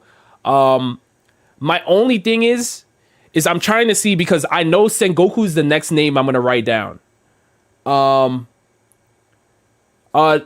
Donkey, so we're gonna find out whether it's first ballot or second ballot. I'll just host a poll explaining that, Donkey. So we'll figure that out. I just want to figure out whether we have Sengoku over or under Akainu, because I'm seeing people saying put Akainu at 2 in the first ballot, and I'm like, I feel like the Marines under Sengoku's leadership were kind of stronger. But you know what?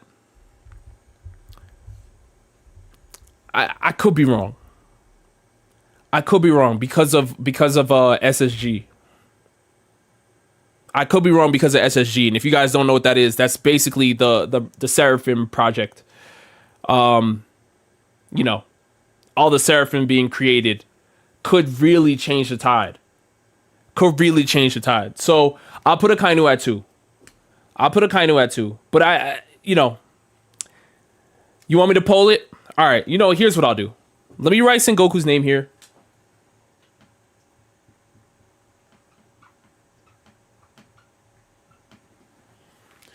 And then I will poll it.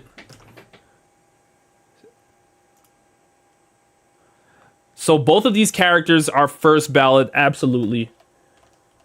But we're just trying to find out who we're putting at 2 and who we're putting at 3 here.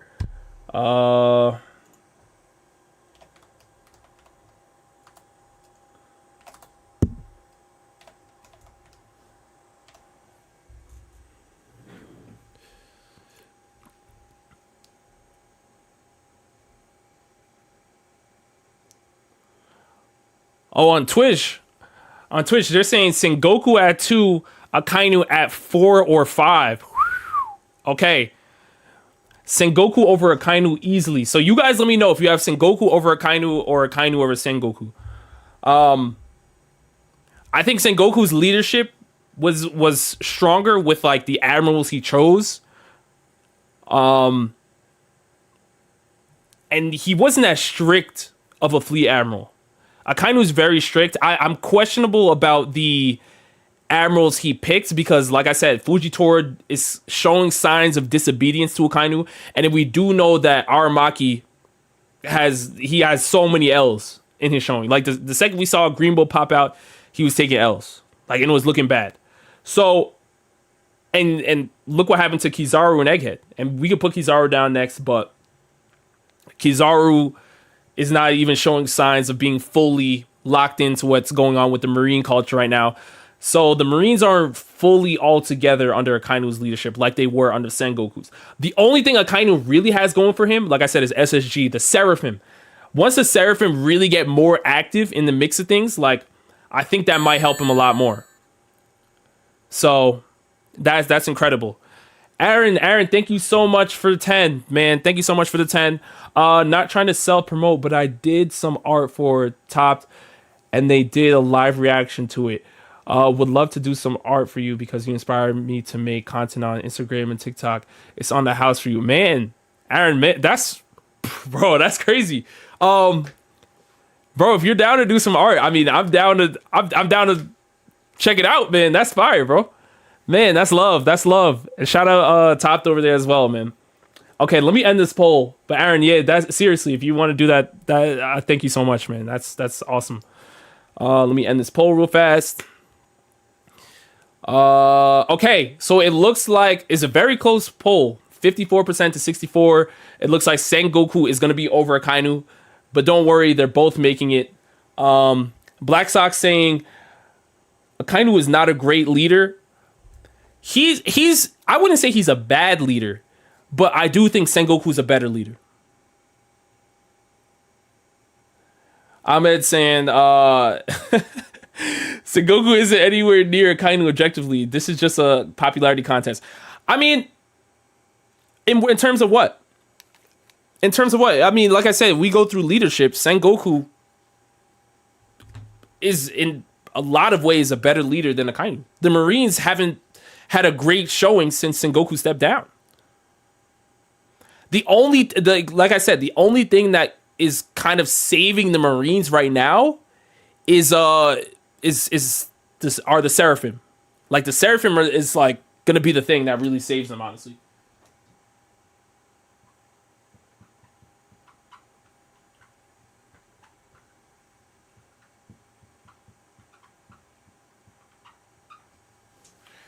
Okay. Now next up, wait, does Vegapunk count?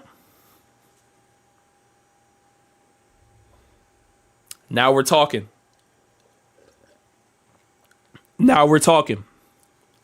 Because I think he does. I think Vegapunk does. But Let me write down the next name that I was seeing a lot of. I'm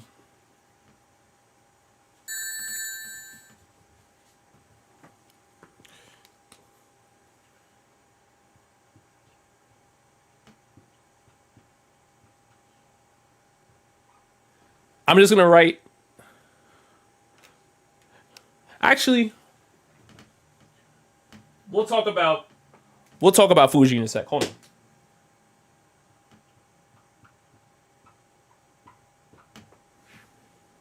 Let's get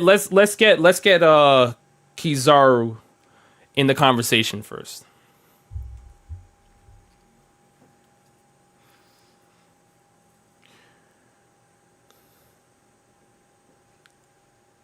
Now,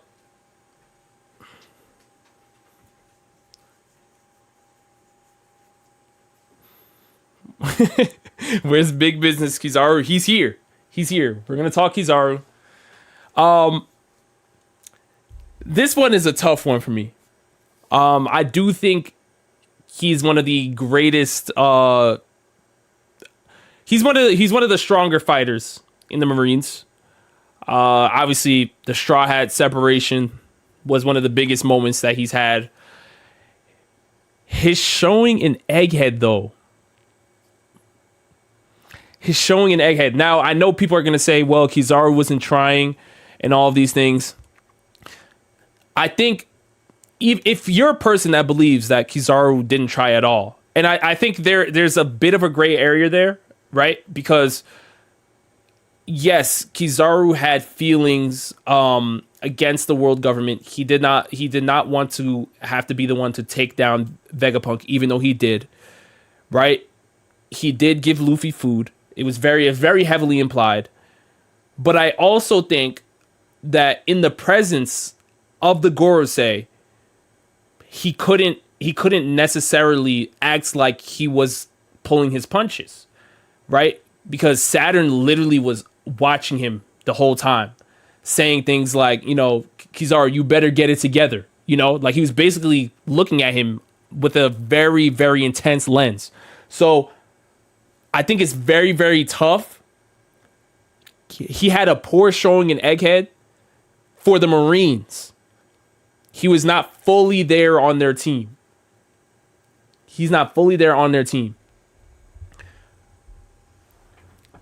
But that doesn't mean his whole resume should just be thrown out, because he does have a lot of W's. Like when he was on Sabaody, he was peak. When he was in the war, he was doing his thing. He did fight against Marco, right? In the Marine 4 War, he fought against Marco. Ben Beckman did make him stop for a sec, but then he resumed after, right? They said he was facing Gear 5. Stop it, Rob. I mean, yeah, but what does that mean? There's a lot of people that are saying that he was holding back against Gear 5 Luffy. So it's got to be one way or the other. Either Gear 5 Luffy was so strong that Kizaru couldn't stand up to his strength, or you believe that Kizaru was holding back and he wasn't trying. That's the only reason why Luffy won. Like I said, I believe the former. I think Gear 5 Luffy is just that powerful, but I do think that Kizaru did have feelings towards Vegapunk, and he did not want to have to take him out. So he felt bad, and he tried to help Luffy in terms of feeding him. But I think when Kizaru was fighting, he was actually trying to fight. I don't think he really pulled his punches, because in the face of Saint Saturn, he would notice if you're pulling your punches. There's no way a Gorosei member is going to be like, oh yeah, this Admiral could just pretend like they're fighting when they're not really trying, and I'll just let it slide. But here we go. Let me run. Are we counting manga content? Yes, we are counting manga content here. Now, you guys let me know. Kizaru is going to be first ballot, second ballot, or Shadow Realm.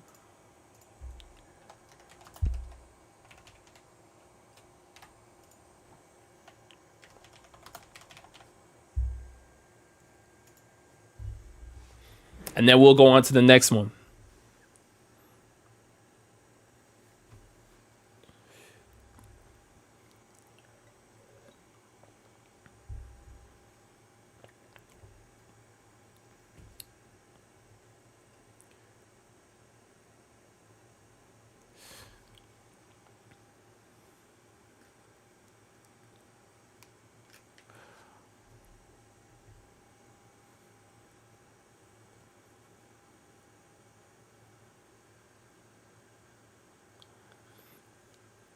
Kizaru was definitely not listening to orders in Egghead and did everything he could to do something else.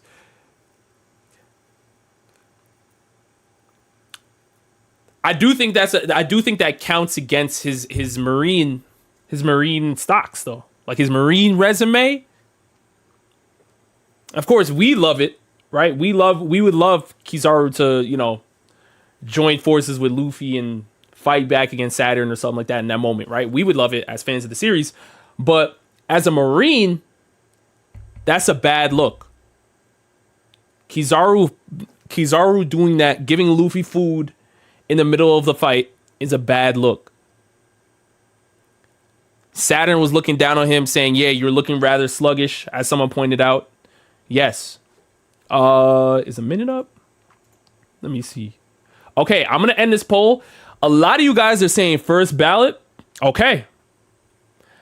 I personally would put Kizaru in second ballot. I do think he's still a Hall of Famer. But there's some names I think that have to be in the first ballot, but I'm going to put him in. I'm going to put him in the first ballot.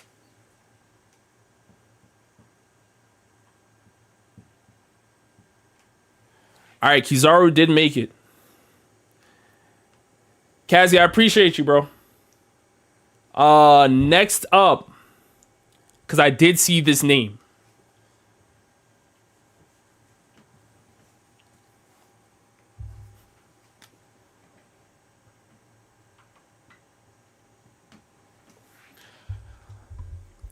Saul.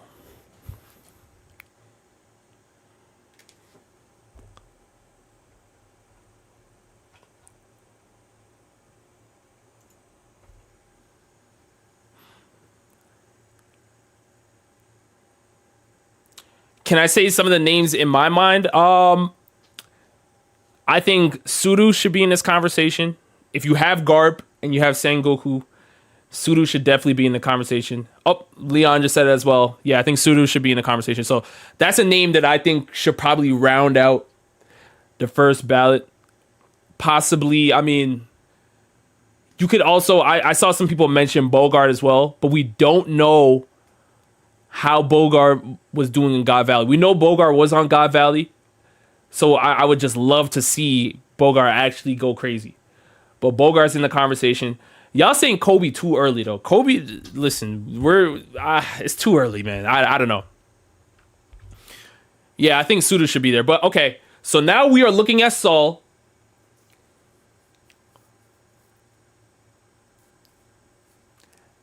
I have a question because we love Saul as a character, but as a Marine, is he a Hall of Famer? I think we love Saul for things that he's done against the Marines. All of his scenes with Robin and all these things, like these are things that are against the Marines. I don't know. I love Saul as a character, but I don't know if I would put him here. Yeah, I'm seeing a lot of people saying, nah, hell nah, he's a traitor. Yeah, like he literally is. Yes, he literally is a traitor. Like T-Bone and Momonga or something. I'm telling you though, like I love Saul, but yeah, all right. So we agree. I just had to write his name down because people are mentioning him in the chat. So I'm gonna take Saul off.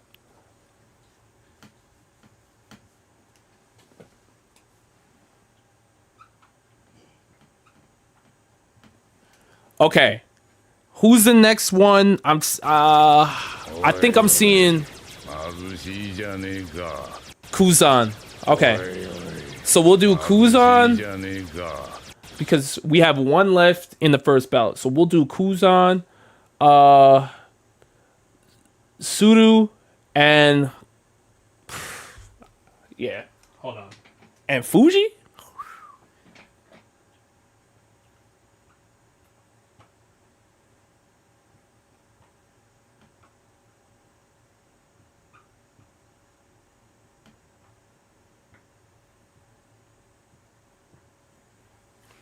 Okay. All right. Let's push the T-bone agenda. That's nasty work, man.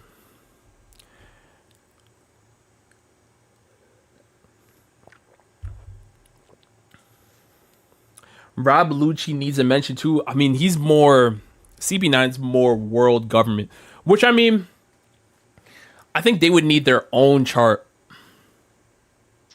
I don't know. We could go to that later, I guess, or I don't know. Because if I do Marine / world government, it would get real nasty. Because you have Gorosei members and everything, it would just get nasty.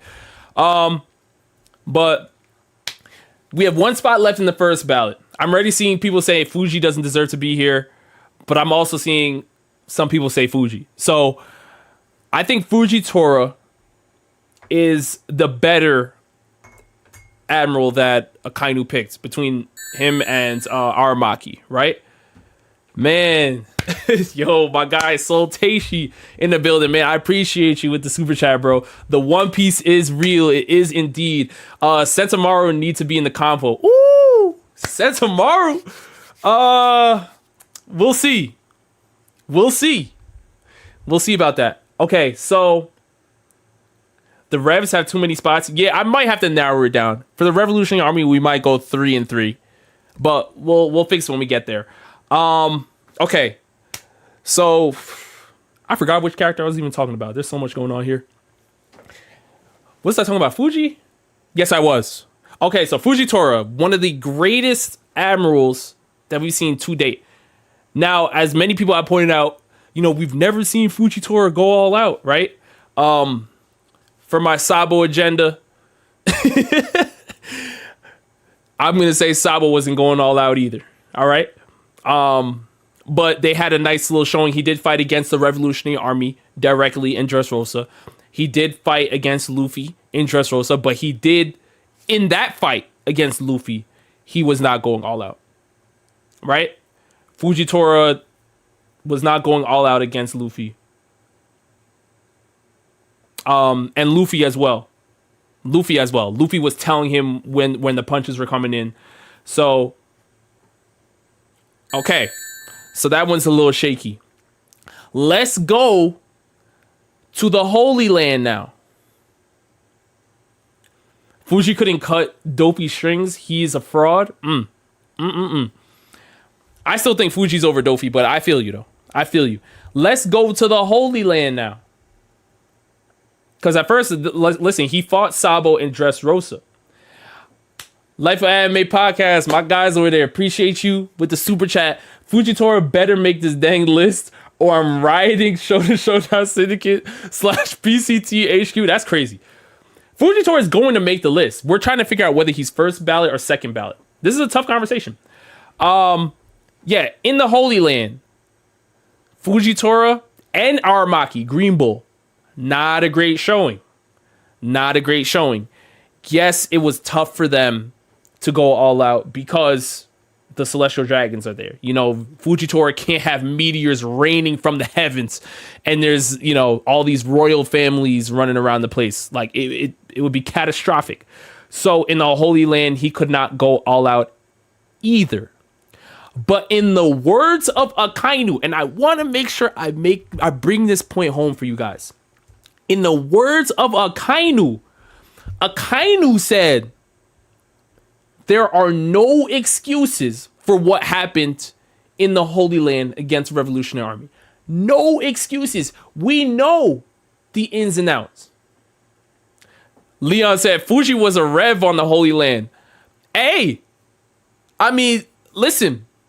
Fujitora literally said, Akainu literally said there are no excuses for what happened.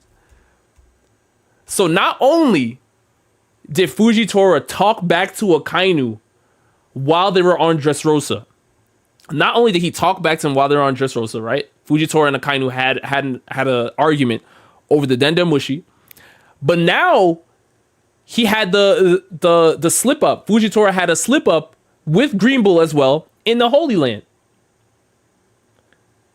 Fujitora, Sophia saying, yo, what's good, Sophia?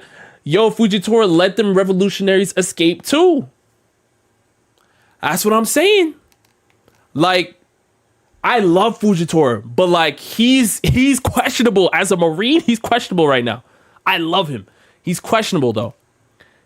As a first ballot, Suru is in the conversations with Garp and Sengoku.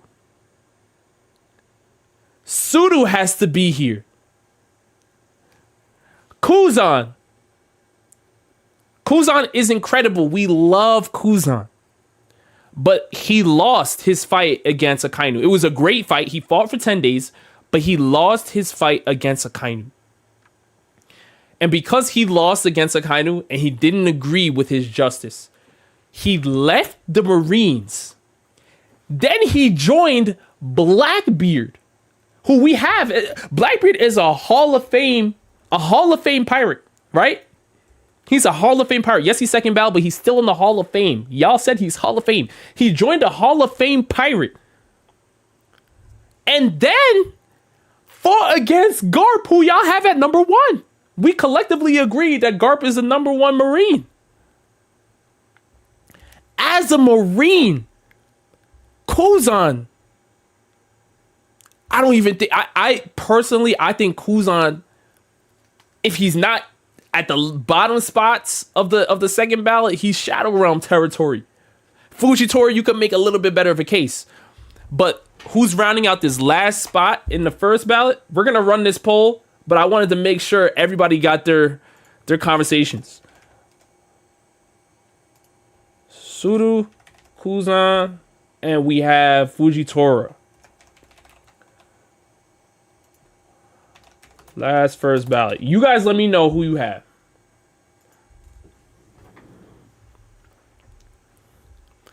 But I think Kuzan's Shadow Realm.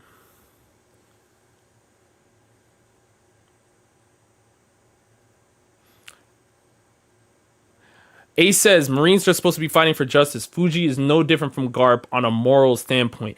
I would let you know right now that Garp has been in very, very bad conversations lately.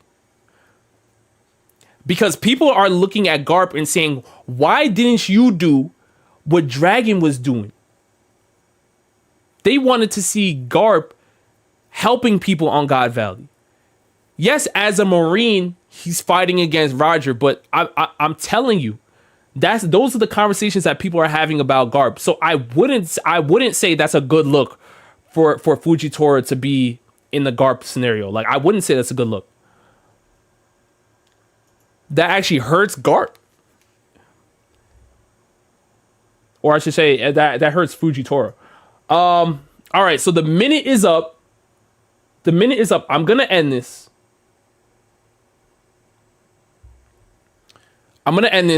Suru got the last spot in the first ballot, and I'm happy. I think if we have a Marine Hall of Fame and Suru's name pops up, there should be no questions. Yes, she doesn't have as many on-screen feats or anything like that as like a Sengoku or Garp or whatever, but we know she's of that ilk. Yes, we do need more from her, Sophia. You're right.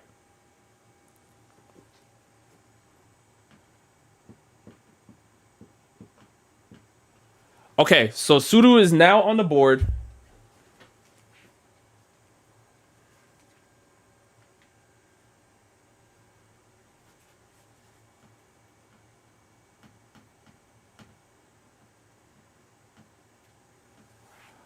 I'm just going to put it out there because I want to go back to Kuzan because we have to make room for some other characters that haven't been here yet. I'm seeing Kobe, Smoker, yep, Sentomaru. So we have some other characters we got to talk about.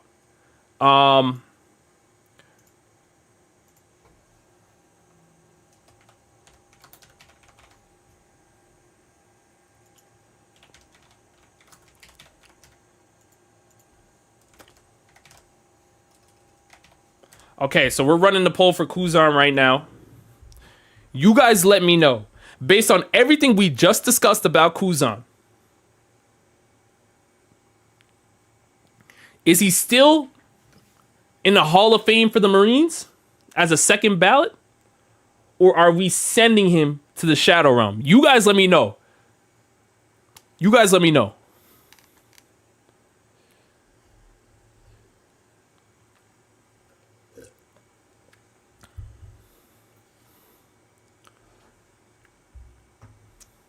I'll wait the minute. Kuzan's a tough one to have because we love him. We love him. But we're talking about his greatness as a Marine. And he has basically like he's like the biggest against the Marines.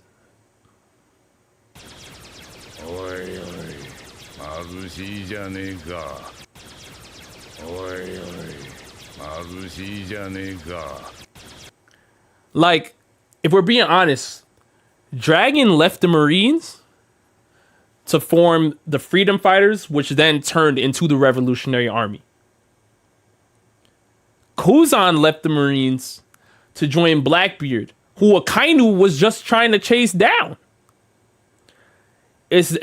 Like, he's as a Marine, it's like, yo, you know, it just looks bad. But let me end this poll because I think it's been a minute. All right, it's been a minute.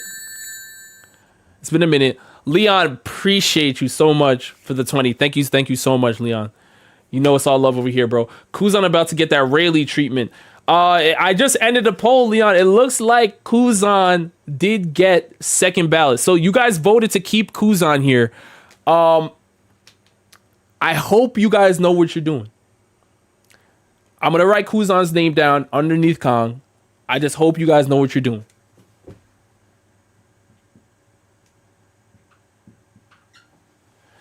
Kuzan is now here. So I will go back to the same question with Fujitora.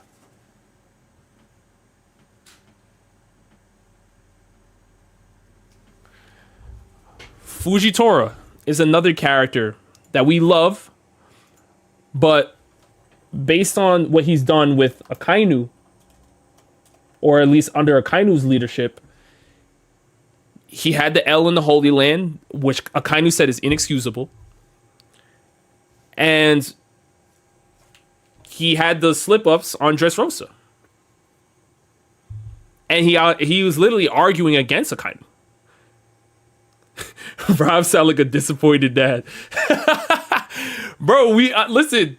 This is how Akainu feels, bro. You know, he's the current fleet admiral.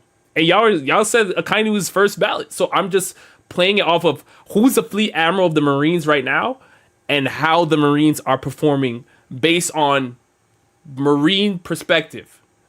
So we have to take our own personal, like, oh, I love this character because they're helping Luffy and all that stuff. We have to take all that stuff out and just look at them as, if I'm a Marine, am I looking at Fujitora saying, yo, he's one of the greatest Marines of all time? Or am I looking at him saying, he's powerful, but like, as a Marine, he's kind of questionable?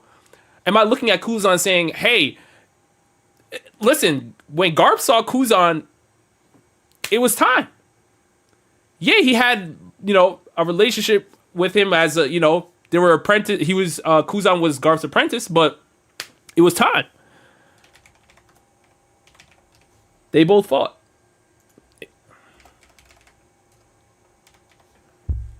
All right. Here we go. You guys let me know, does Fujitora deserve to be in the Marine Hall of Fame? Just remember, every character you add to this list, another character is possibly being snubbed. This is what makes this conversation tough. Fujitora is second. So Ace is saying Fujitora is second. He's no different from Garp.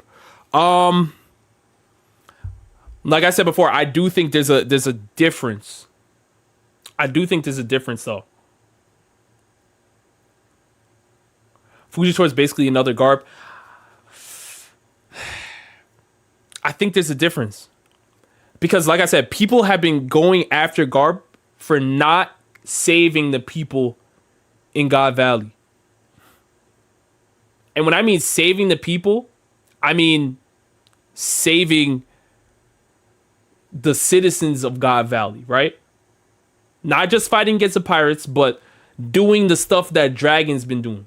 Now, again, that goes against the world government, but that's what people wanted to see. That's what people wanted to see. Fujitora had the rubble over Dressrosa and said no.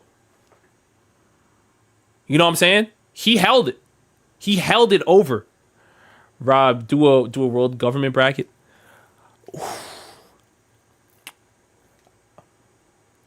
if you guys want that, I could add that. I could add that. If you guys do want that.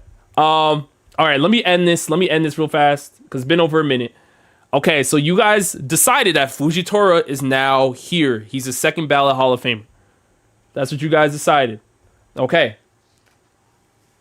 Rob, you guys say I'm doing Fujitora dirty? No. I'm not doing him dirty. I like Fujitora a lot. I'm just making sure that we understand Fujitora from a Marine perspective.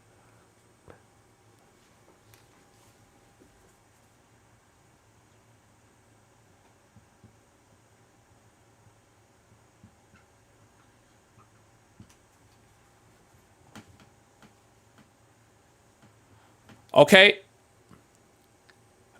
let me write the next name down.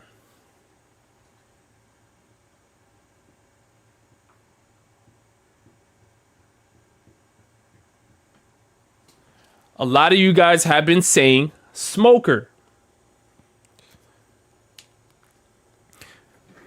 Remember, we only have 2 spots left for the Marines. Second ballot. We only have 2 spots left.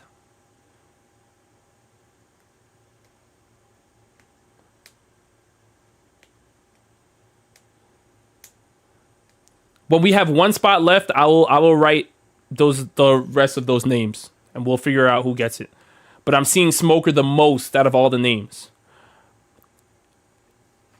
Now, Smoker to me,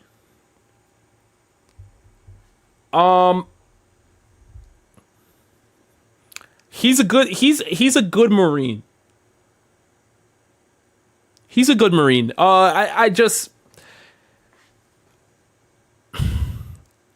I feel like he's too obsessed. Smoker's too obsessed with trying to get Luffy rather than, you know, getting in the gym. Like unless he got stronger, right? But I think this is Smoker's one of those characters where strength feats now need to be brought up into a higher grading system here. Because he has the heart of a Marine. Right? He does have the heart of a Marine, but as King AP is saying here, Smoker needs a power up. Cuz that's the issue. That's the issue. So Smoker is weak garp. He deserves it. Honestly,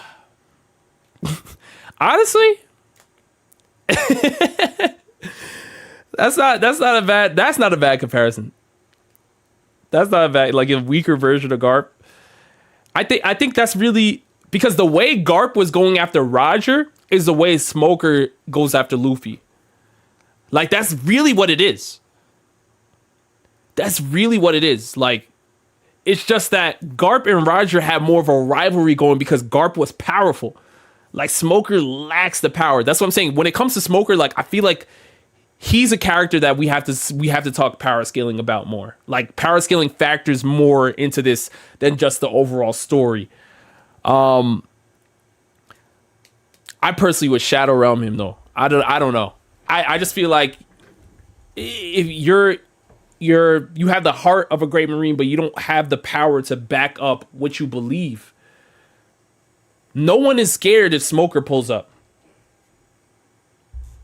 Nobody is scared if Smoker pulls up. As a matter of fact, he was fighting with Law against Virgo.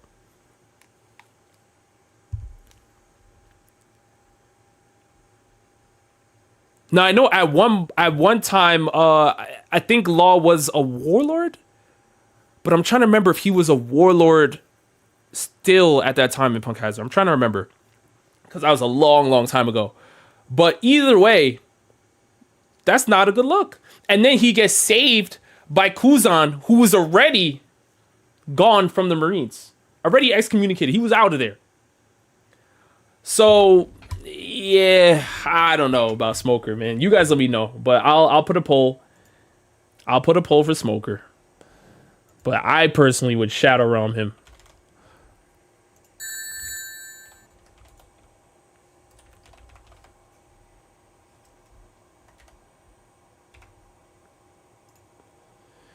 Yeah, okay, so Law was a warlord in Punk Hazard. Oh, Ahmed, hold on.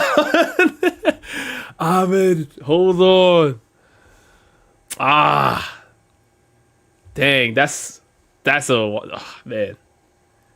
Wow, that's a crazy pick. I might have to write him in the end. I might have to write him in the end. There's so many great Marines. Okay.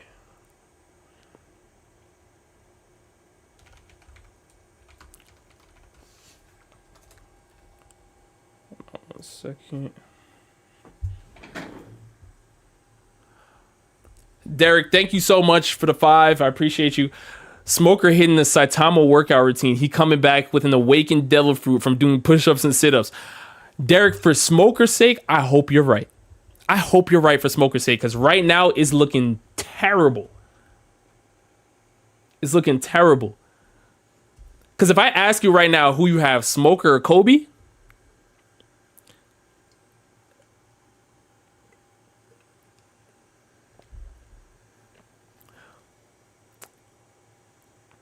oh, y'all are naming some. Oh my gosh, y'all are naming some. Oh, y'all are naming some heat, man.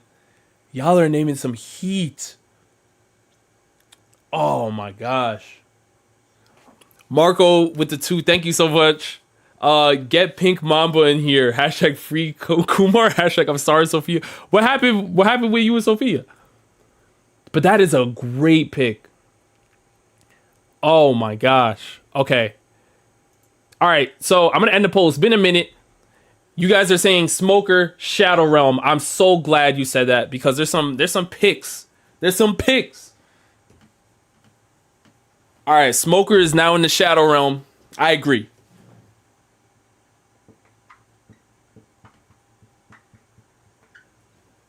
Okay, let me write down the next 3 I have been seeing.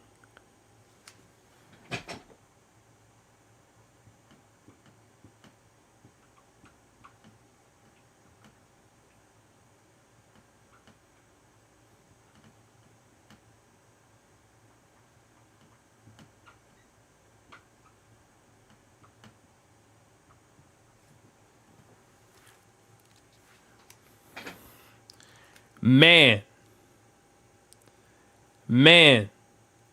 If y'all, you know what? I could write a 4th. I could write a fourth.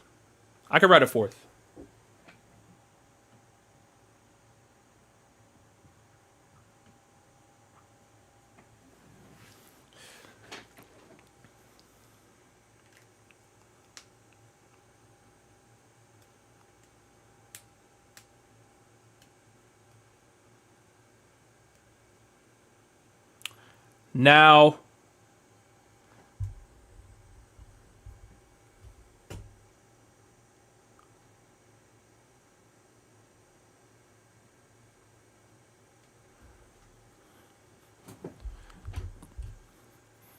not a Marine. It's obviously Kobe. Hold on. I think my stream froze. Am I frozen on your end, yo? I don't know. Hold on 1 second. I'm lagging.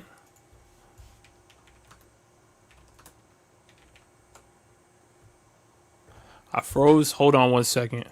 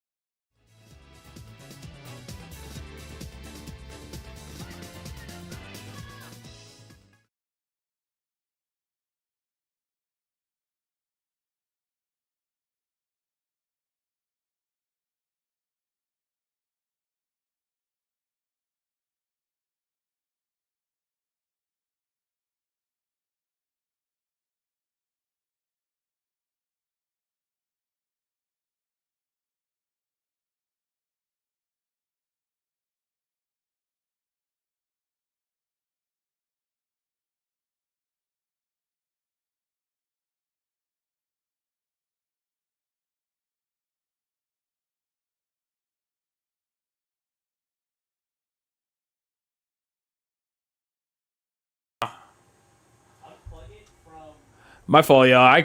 I'm still here. I'm just trying to fix this for you guys. My fault. I don't know what's going on here. Just give me a little bit more time. Give me like 3 minutes.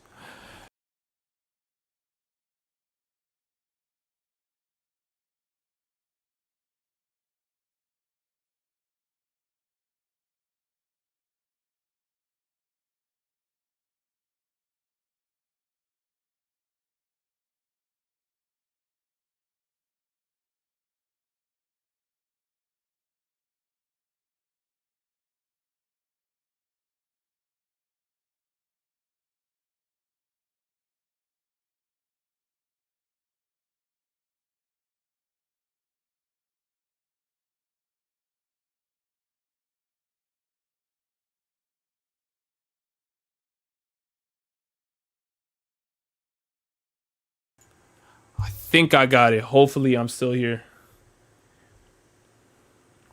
Hopefully I'm still here.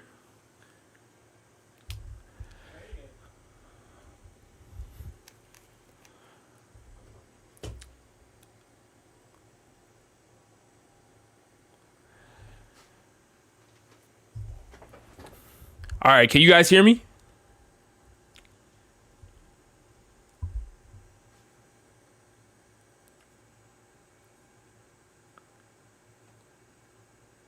I'm good. All right. Sorry about that. I don't know what was going on. My camera just froze. My bad. My bad. I forgot what was the last thing I was even talking about. Sorry about that. Who was I writing down? Dang, that's crazy. All right. Yeah, definitely let me know if that happens again, but hopefully it doesn't. Um. Okay. All right. Cool. Okay. All right. So wait, Mario makes a great point here. He says, Google says Magellan serves the government and not the Marines. So with that being said, he's more under the world government, which I mean, we technically, if you guys want, we could do a world government list or keep the Rev Army. It's up to you guys. 'Cause I know there's less characters that we know in the Rev Army, but I'll remove Magellan for now just because he's a little bit questionable as a Marine.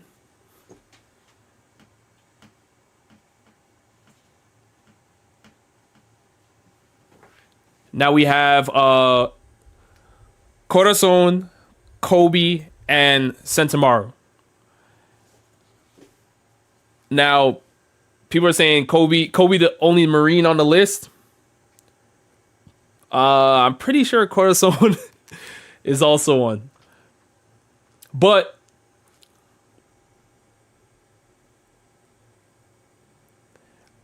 Rob, do 5 Revolutionary Army members and 5 World Government members.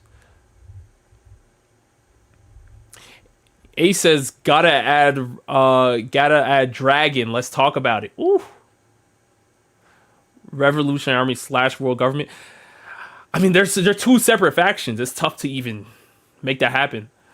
I feel like if you do World Government, it would literally just be like Rob Lucci wouldn't make it until second ballot. Unfortunately, there's gods, knights, and it just gets crazy. I felt like the Revolutionary Army, we had a little bit more room for discussion, but okay. So right now we have people saying Corazon is just an informant. He can't be up there. Corazon had nothing to show for it. I love Corazon as a character. I'm glad that he was here, but I can't refute the statements being made about him. I can't refute the statements being made about him right now. I'm going to say Corazon Shadow Realm, unless anybody has any disagreements with that.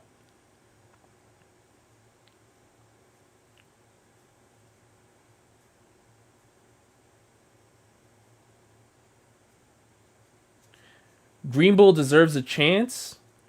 Over Bogart?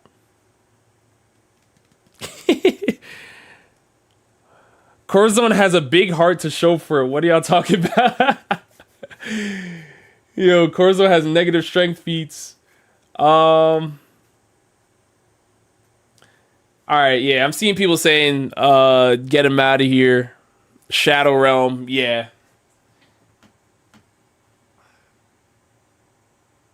Sorry, Corso and lovers.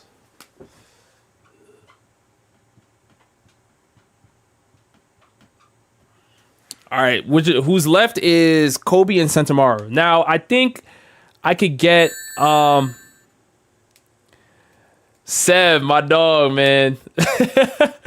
Seb, man, I appreciate you with the super chat, bro. Try to get Bossman to join the DDT, but he too busy grinding.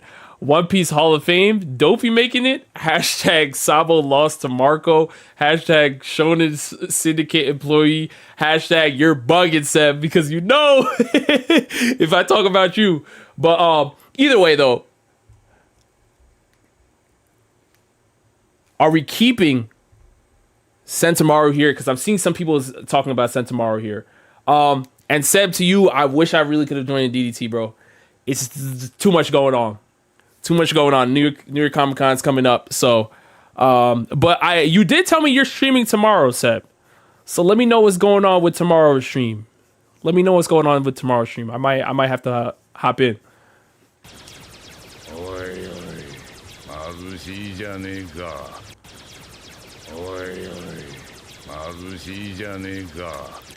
Okay, I'm gonna write these last two names.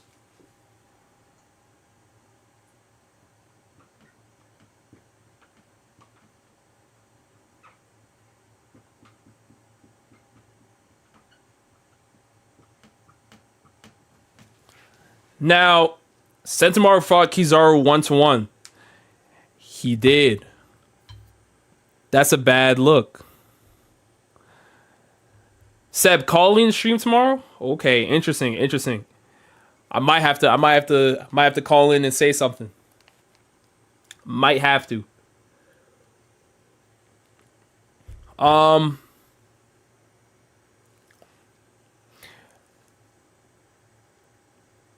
Sentomaru was a traitor in the end. He was. But again, y'all put Kuzan up here.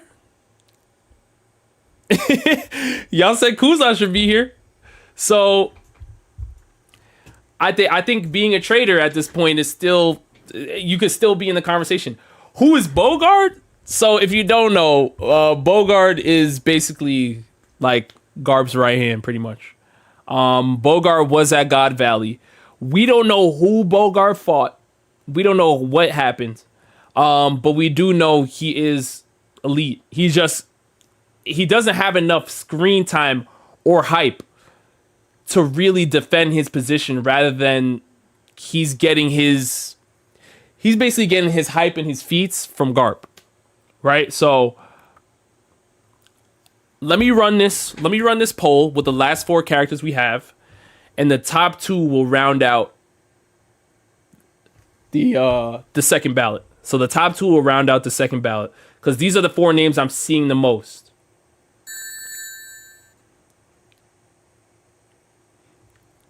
Derek, thank you for the super chat. Honesty impact over them both. Kobe got it.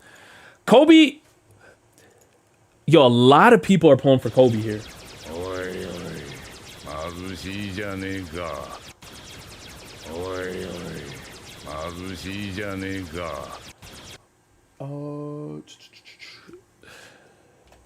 Sentomaru and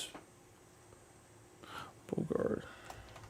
Here we go. All right, so I'm gonna run this poll. So the top two Marines will round out the second ballot for the Hall of Fame.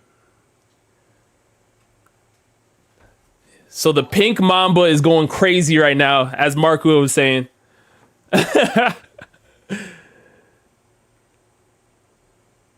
It's going crazy. It's going crazy right now.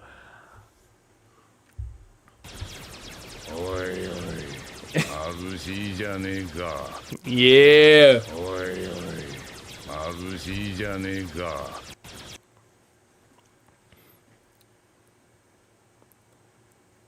Kobe hasn't done anything except get Garp captured. He's just getting voted off hype.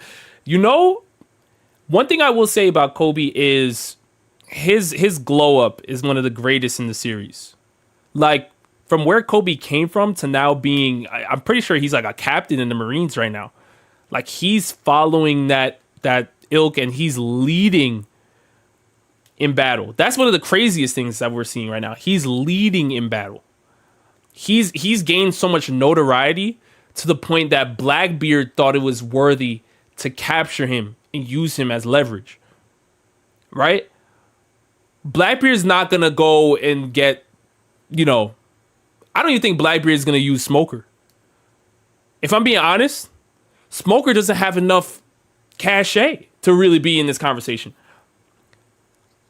But Kobe has been climbing the ranks, man. He really has been. So I'm glad that Kobe's getting his shine. It's just Hall of Fame over. Ooh, yeah. Green Bull's getting no votes.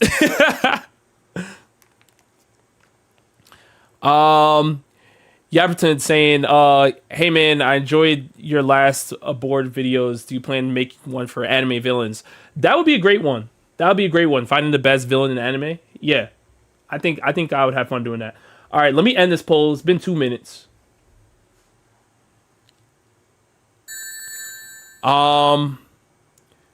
Derek with the 5. Thank you so much. Rob, off topic. How we feeling if Zoro still can't get past Mihawk's butter knife? Oh man. That would be a very, very sad day. Because there would be a lot of infighting in the Mihawk community, because half the Mihawk community are literally Zoro fans in disguise, and I stand on that. So I feel like there would be a lot of infighting in that community because, yeah, people want to see Zoro. Well, at least they want to see Zoro surpass Mihawk. So the higher they have Mihawk, is the higher end of series Zoro will be. So if Zoro still can't beat him, I don't know, raise the S-Hawk stocks, because maybe S-Hawk has to be the one to do it. But all jokes aside, I think Zoro is obviously going to be stronger at the end. So it looks like who won the poll? Kobe won the poll with 54% votes, and Bogart getting second place. So out of the last 2 spots of the Marines, it's going to be Kobe and Bogart.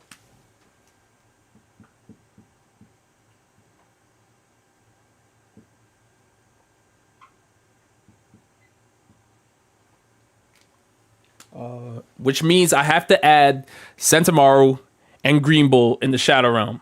Sorry, Green Bull fans, but nah. After his performance in the Holy Land, running from Shanks, he didn't even drop off Momonosuke and Yamato, which is like, that should be Yamato, okay, but like Momonosuke, you got to send Momonosuke to Valhalla. If you're a real tough admiral, like what's going on? So yeah.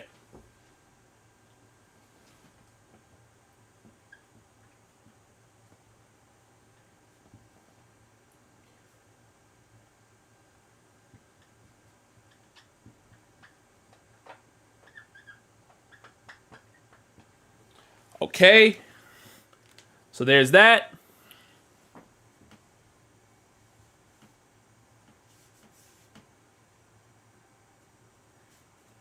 Now, lastly,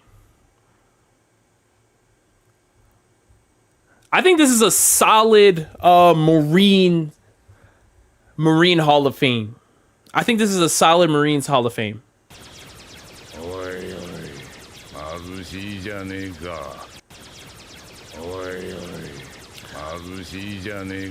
Personally, I think the Marines are less. The Marines list is less controversial than the Pirates list. I think the Pirates list, like I said, it's tough because Buggy needed to be in the conversation, right? Shiki, Rayleigh, Buggy. I don't know why Mihawk was mentioned, but we did it for the Mihawk fans to appease them. But here we go. So now I'm seeing people have questions with how we're going to handle the Revolutionary Army, right? Now we could either do 5 for, because I'm seeing some people want to do 5 for the Revolutionary Army and then 5 for the world government. Like I said, with the world government, I think it's going to be tough just because the Gorosei are 5 already, right? And then you have the Holy Knights after that. So by the time you get to Cypher Pole, there's like who's left, you know? And then you have Magellan, right? Yeah, Magellan. You also have Vegapunk. The world government is really, really tough. So you guys are saying just top 5? So how about we do this? 5 for Revolutionary Army, 10 for world government. World government has too many members. That's what I'm saying. So I'm trying to figure out how you guys let me know how you want this done. I'm gonna run a poll.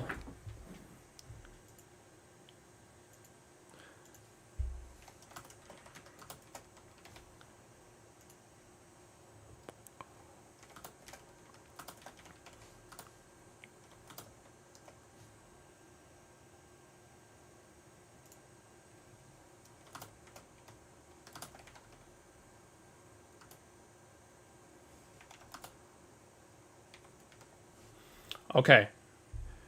So you guys let me know how you want to finish this this last list.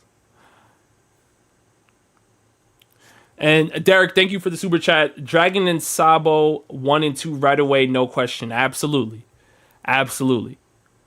Should be no debate. So you guys let me know. You guys vote in the poll. Do you guys want 10 Revolutionary Army, as I have it written here? Or we could do 5 Revolutionary Army and 5 World Government. Or we could do 5 Revolutionary Army and then do 10 for the World Government.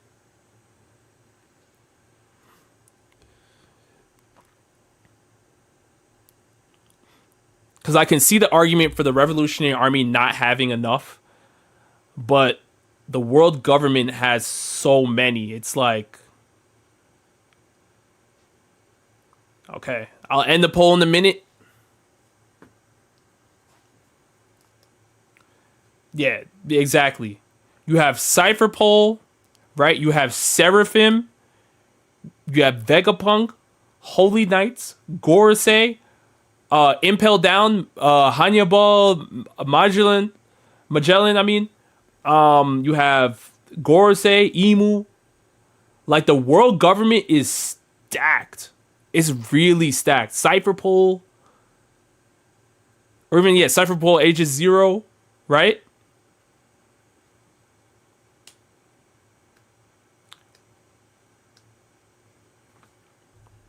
Like, I don't even think Rob Lucci is going to be... Because we know there's a branch above them. CP0. Okay, I'm going to end this. It looks like you guys want 5 Revolutionary Army. Right? You guys want 5 Revolutionary Army members and 10 World Government members. Okay. Let me fix the board for you guys real fast.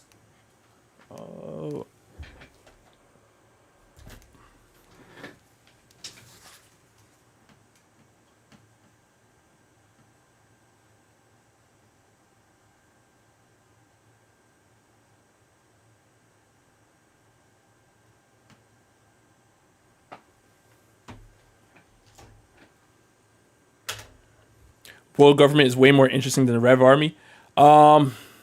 Yeah. Do we ignore Seraphim then? No, they're in the conversation. They're in the conversation. Oh, I see somebody saying Shiryu. He was a former jailer.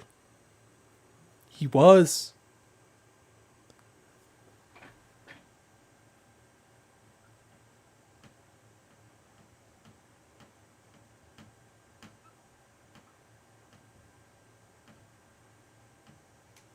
Okay, world government now. And then Revs, we'll do 5.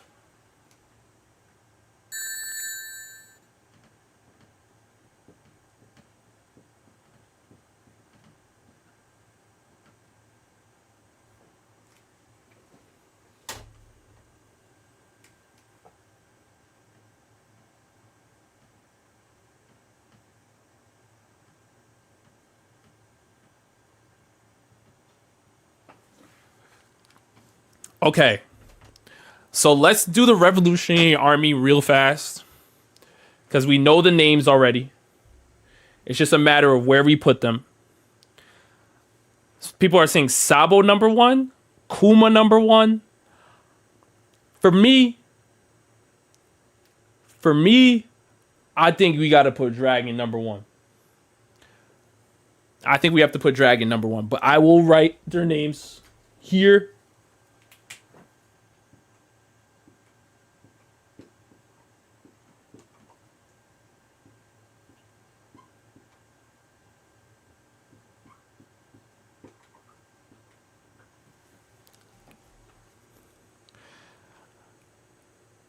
Yes, Dragon started it all. Yo, my guy. Anime Nerd University. What's good, bro? What's good? Thanks for the super chat. The world government is the new dream team. They really, really are. People don't understand how, like, the world government, I don't know how we're going to do this. The world government, I don't know how we're going to do this because they really have their hands in everything and they have so many different moving parts. But they are technically, even though they are aligned with the Marines, they also are move as like a separate faction. So Dragon 1 for sure. I think Dragon should be number 1 because not only did he start the Freedom Fighters, which then turned into the Revolutionary Army, but Dragon caught a Celestial Dragon body at like 16. The craziest thing is we praise Luffy for just punching a Celestial Dragon. We praise Luffy for just punching a Celestial Dragon. Monkey D. Dragon killed one. He literally killed one. And his bounty is the highest in One Piece right now. He's the most wanted man in the world. So I personally think Dragon is 1. Oh, it was a tranquilizer? Is that confirmed? If it was a tranquilizer...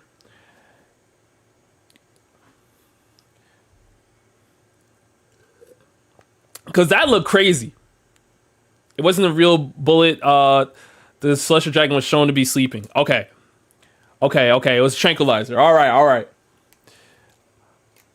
You tranquilized one. Still, I do think getting tranquilized is worse than getting punched. But Dragon. Well, yeah, he tranquilized a Celestial Dragon as a Marine, not as the Rev Army. I mean, I think the moment you tranquilize a Celestial Dragon, you're already that's treason. That's already like you're a revolutionary at that point.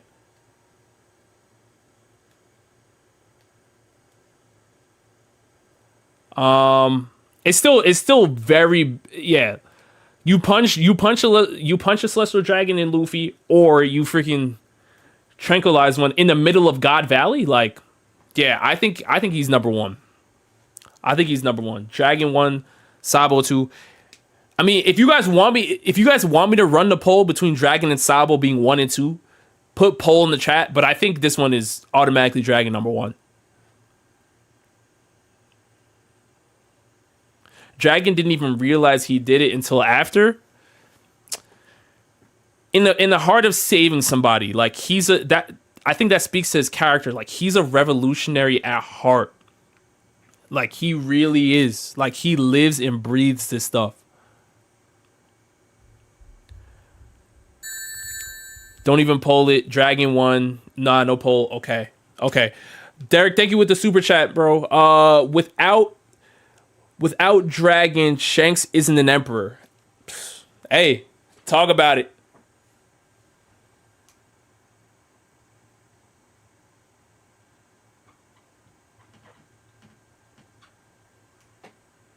Okay, so I have Dragon at number 1.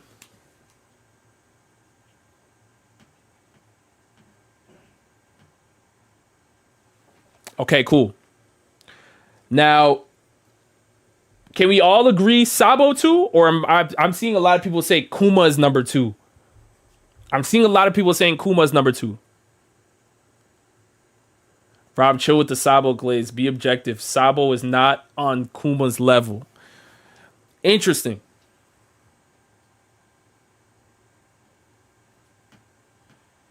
As a revolutionary, I'm not mad at saying Kuma at number 2. I'm really not. I think we have to understand that the stuff that Kuma was doing as a revolutionary is ridiculous. He literally protected the Straw Hat ship while he was barely even alive, right? And obviously this is after his body was taken over and he technically left the Revolutionary Army because he had to save Bonnie, right? We understand the full story. But he still was operating as a revolutionary, basically in death. The Straw Hat separation. He still was operating as a revolutionary in death.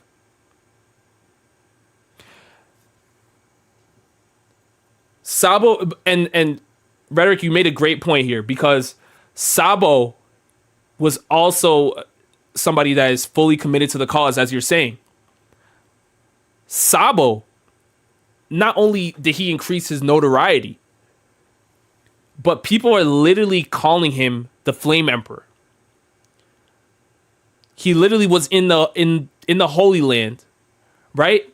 Got to the room where he literally got to Imu's throne room, confronted the Gorosei and Imu, threw an attack at them, escaped.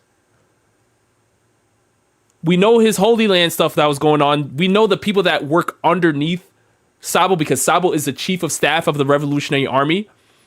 That means he commands Limburg, Morley, even Karasu. Karasu, who is a character that we can say can box with an Admiral, right? Or at least he's very close.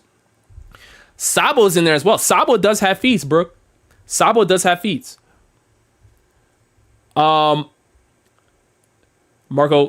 saying Kuma is a better character. Don't lead with strength for Sabo or his Flame Emperor title, Rob. Kuma's better. But that matters. Both of those things matter, right? You could say Kuma is a better character, right? And that's fine. We're ranking them based on how locked in you are as a Revolutionary Army member. Sabo achieved Chief of Staff and Flame Emperor. Kuma freed nations, right? He took down even the own king that was on his land. I think his name started with a B. I'm forgetting the king's name. But Kuma took down that whole king, right? To the point where, he became so famous that people were calling him the tyrant. They were trying to, the world government was trying to flip it back on Kuma. But there's two differences, right? And I think we have to understand this. Yeah, Karasu is underrated for sure. Karasu should probably be in here. But there's two differences, right? Kuma was a revolutionary till the end, but he was a family first. He was family first. Revolutionary Army second.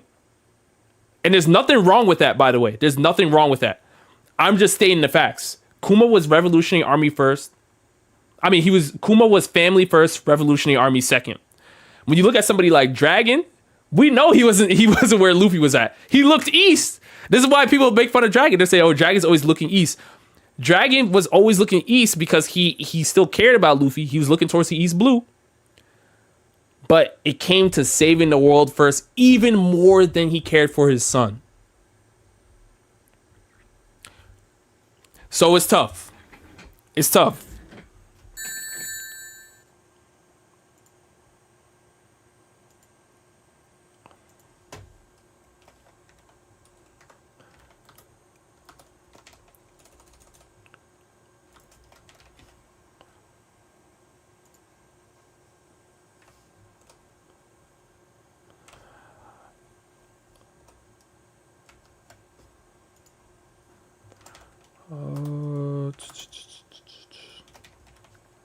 Nah, we gotta run the poll.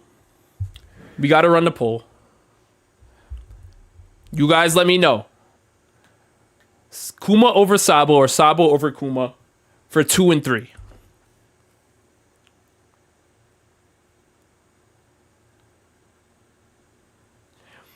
Kuma did the things we want to see Dragon do in Egghead. And no hate to Sabo, but the Revolutionary Armies on with the Baltigo thing with Burgess. Yeah. So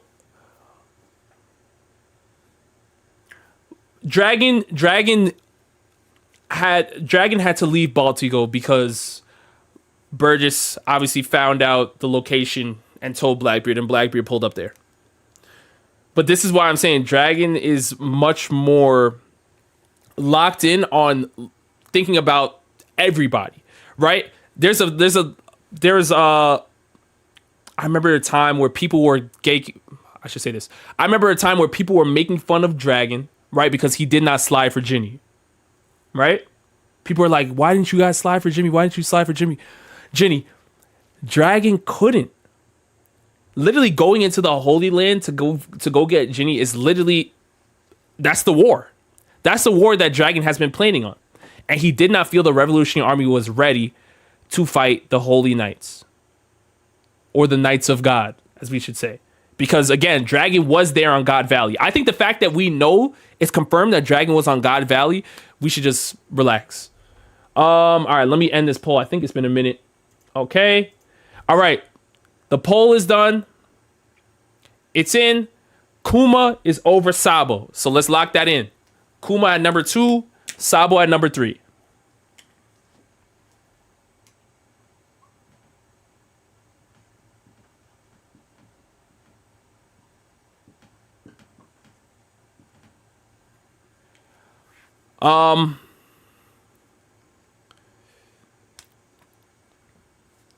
That's like asking Kainu to take on a Yonko while he's Fleet Admiral.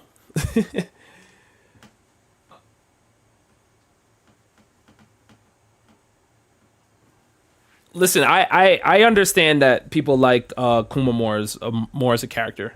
I love Kuma as a character, so I'm not, I understand it, but I just think it's tough. Sabo's literally the Flame Emperor. Like it's really, really tough to have this conversation. But it is what it is. It's locked in. So now we're gonna add Ivankov, and I'm gonna add Eva. Eva's number 4. People are just hold on. You're not even gonna talk about Ivankov and Sabo at 3. Y'all got Ivankov over Sabo? We can poll it.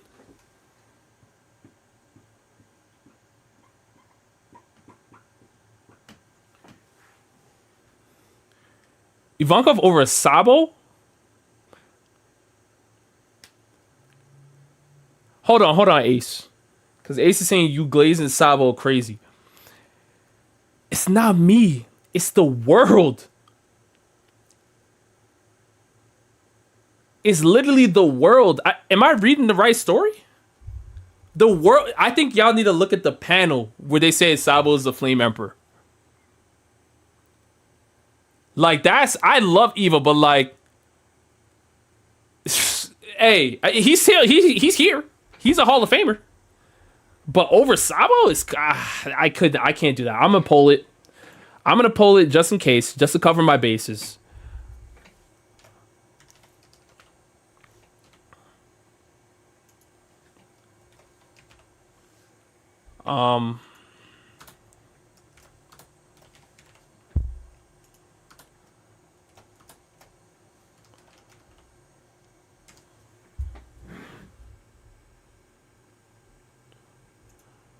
Now, just to talk about Eva a little bit, we do know that he was incredible in the Marineford War. Obviously, he was pivotal in God Valley, but we've seen him most in Marineford War after being freed from Impel Down, and he's helped. Rob, can you explain the question? We are just power scaling now. Are we? We're talking about who's the greatest Revolutionary Army members of all time. I think we really haven't been power scaling as much on this topic. But either way, Impel Down was major for Eva. Major. That's a big feat. And him basically hosting the new Revolutionary Army HQ is also a big feat.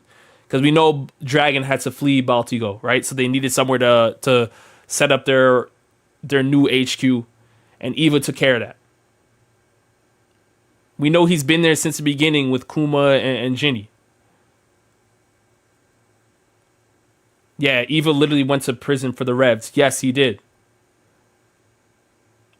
Eva saved Luffy, Jinbei, and Bon Clay. Absolutely. But let's also not forget what Sabo is in the story right now.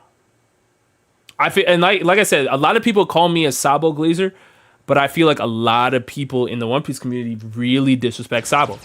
Like, I feel like it's the opposite.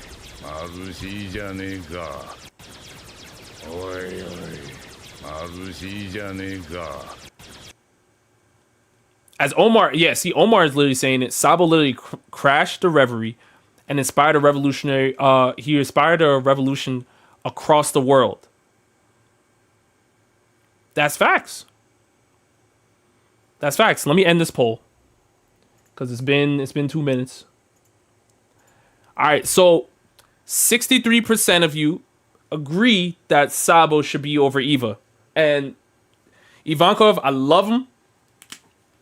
I love Eva. Oh, hold on, let me put Eva here.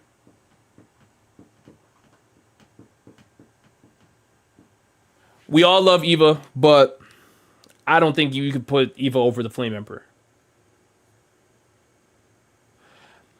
Ace said, Rob, all you do is call Sabo the Flame Emperor, like as if Ace didn't do it first, like Ray J. First of all, the Ray J mention is out of pocket. But, nah. I love Ace, but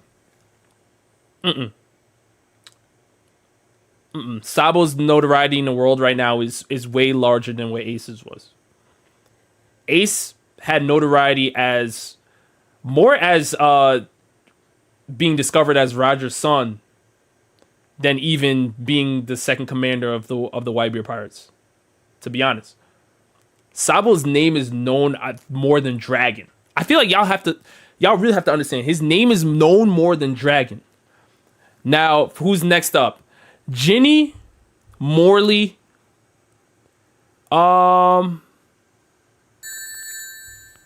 I think Karasu has to be in this convo, no? Karasu should be in this conversation. Morley. Shamrock at 5, he's Dragon Spy? Hey, if that turns out to be true, that's crazy. Inazuma at 5?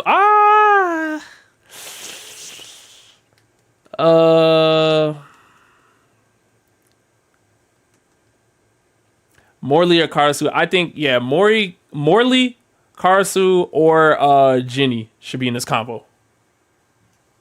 Or even Bella Betty. Yeah, Bella Betty's in here. Wrong marker.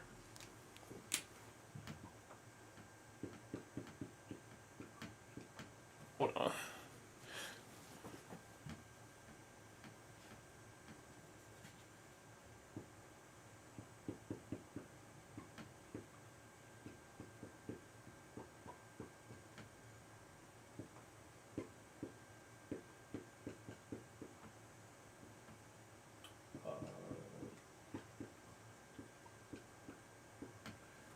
Carson and Ginny.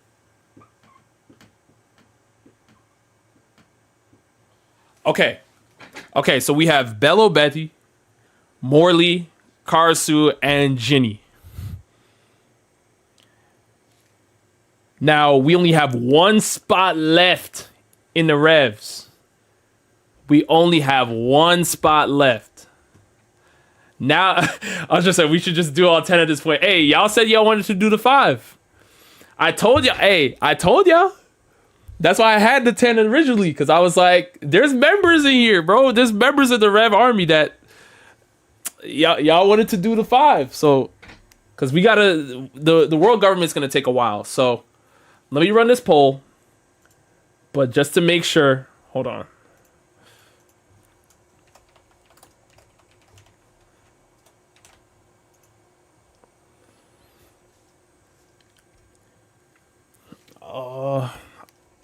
Get Nico Robin in there. I I think Nico Robin is more. She technically is affiliated with the Revs, but I think she's more of a pirate.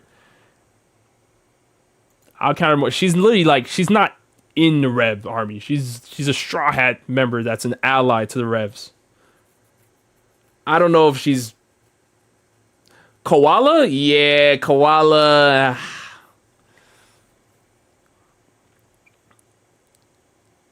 Yeah, Robin trained with them for 2 years. She's not a revolutionary. Yeah, that's what I'm saying. That's what I'm saying exactly. All right, let me start the poll. She's a pirate who's affiliated with the Revs. Okay.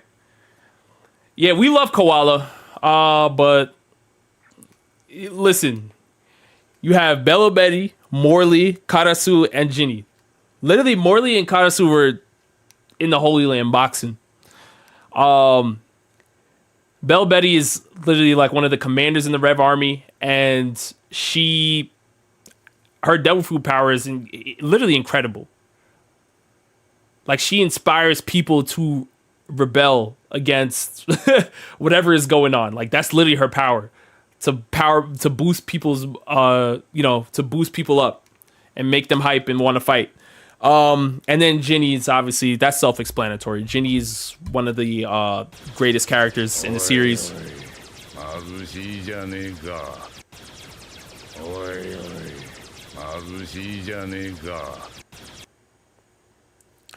So we'll see.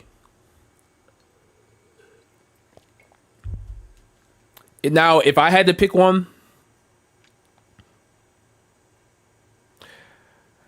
I mean, I would say Karasu probably had the best showing in the Holy Land. But Bello Betty has, as I'm seeing somebody say, Micah say, Bello Betty gives the Revolutionary Army aura. Like, she does. She does. Like, the whole concept of powering up a nation to rebel against their government is her power. All right, let me end this poll real quick, because 2 minutes have been up.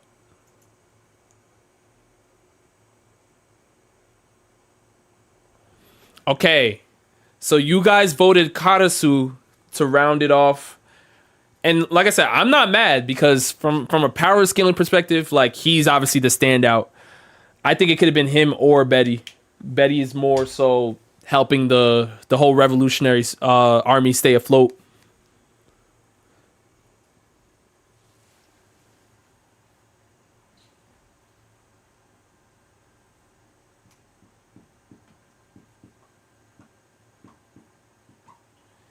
Okay. What's with the Karasu Glaze? I mean, he's one of the stronger ones.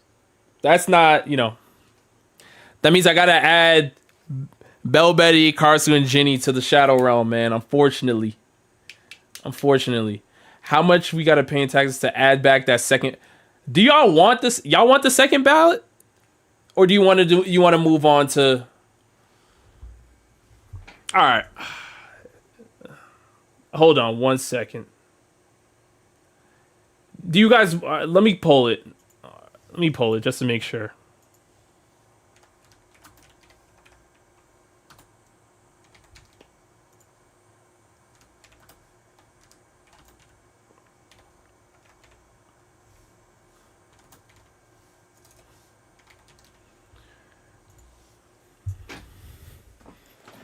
All right. Do you guys want the second ballot or no?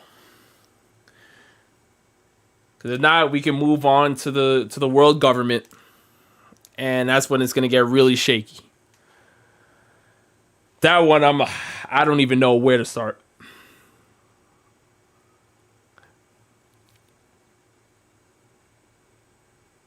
World government, there's so much more to talk about. Yeah.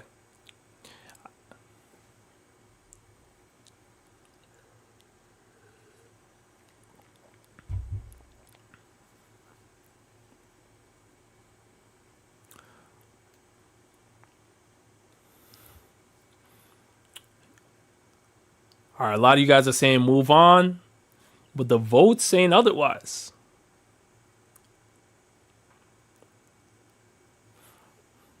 Once the minute is up, I'll end it. The minute is not up yet. All right, a minute is now up. I will end it. Let's see where it ends. Let's see where it ends. A minute was up.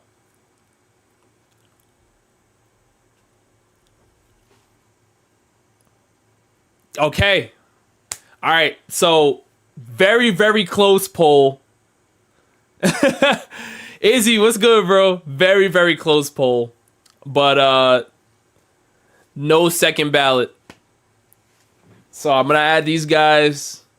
I want to recount. Listen, man, it's up to you guys, man. It's up to you guys here. So I'm just being fair.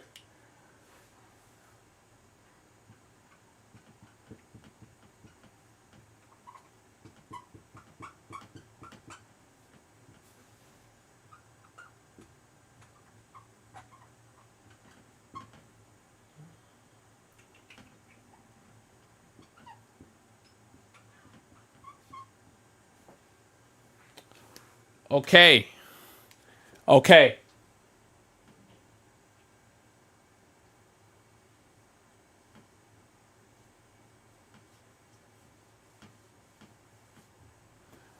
Now we are on to Yo, Ace. What do you want? What do you want me to do? Derek, thank you so much for the super chat. Now y'all want a second ballot just talking about the Rev Army having nobody. Shake my head, sleeping on the Rev Army for sure. Listen, I originally had the Rev Army with 2 ballots because I knew, I was like, yo, there's a lot of characters that people don't really remember. But now as we were going through it, people are starting to remember. Izzy, thank you so much for the super chat, bro. Izzy, I appreciate you, man. Always showing love, bro. Okay, we are here. World government. I'm already seeing the name.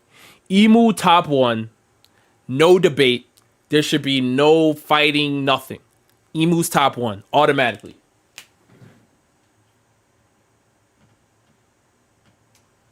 Okay. We have Emu here. Who is next? Now, St. Charlos, relax. Now, Emu is locked in. So here is the tough part. Because obviously we know Emu is the king of the world. Evil, but that's the entire world government. Now I'm seeing Nushijoro, Garling, Workery. A lot of these are going to be... Oh, can we count the Gorosei as one entity? You know what's tough about that, though? I feel like I don't have all the Gorosei in the same. Like, me saying all the Gorosei together means that I think Saturn is up there with, like, Workery in terms of, like, being a member of the world government, and I don't.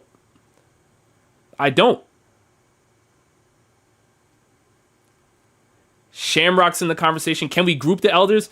I mean, it's if you want me to poll it, I can. If you want to group the elders, but again, that means you're opening up a can of worms that I don't know if you guys want to do that. Gorosei minus Saturn. He was literally in the Gorosei. Saturn was literally in the Gorosei. Group elders pre-Garling. If we group them, then Garling is gone too. And that is true. Because Garling is now separate. You know what I mean? That's why I feel like it's tougher. It's tougher to really put them all together. I don't think we know enough about them individually to distinguish. Not all of them collectively, but there's some here and there. Marco, thank you for the 2. Add St. Charlos for you, Rob. We need you on this board. Marco, you're ridiculous. You're ridiculous. For you, I might put Sabo at 1 if you don't stop. Yeah, don't group, just go with the vibes. Okay. Uh,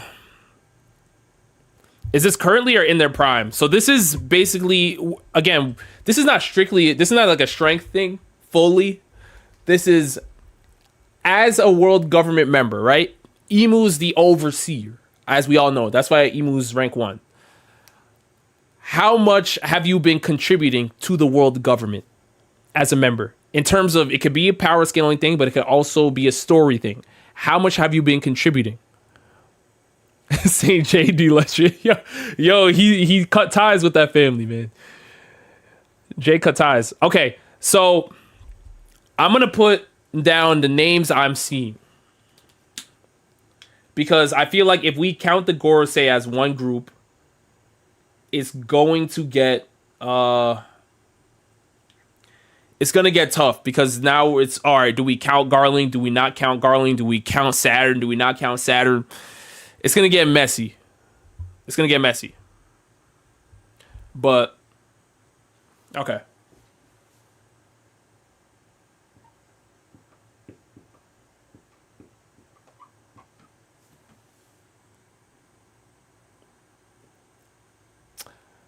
Yo, this.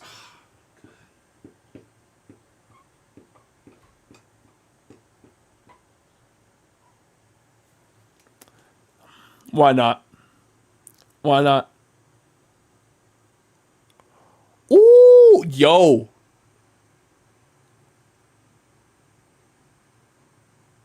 Does this count though? You know what? I'll write his name down.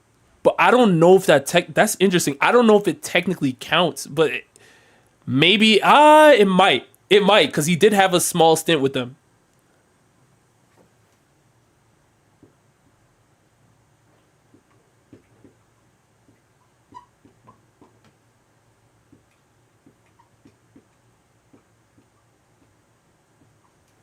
Okay. Okay, so these are the names I'm seeing the most of. Now, interesting.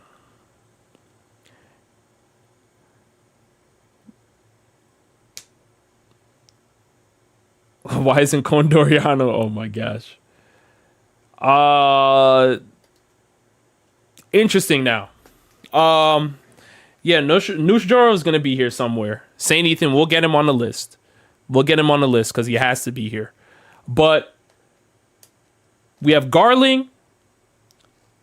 For whatever reason, St. Charlos. Harold, who is the interesting pick. Now, I wrote his name down because I saw somebody name him.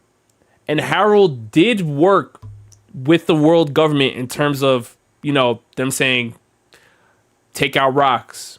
And Harold actually tried to do it. But I don't know if that, it's kind of a gray area. Because he kind of did align himself with the world government. Like, that is technically working for the world government. It technically is. Because that's something Rox even said to him, right? Rox literally was like, Harold, why are you being a lapdog for the world government? Like, that's confirming that Harold actually was working with the world government. It wasn't like a side quest thing. Like, he actually aligned himself with what they were doing. So Harold, I think, should count personally. And then we have Warcurry, right? Warcurry is in here.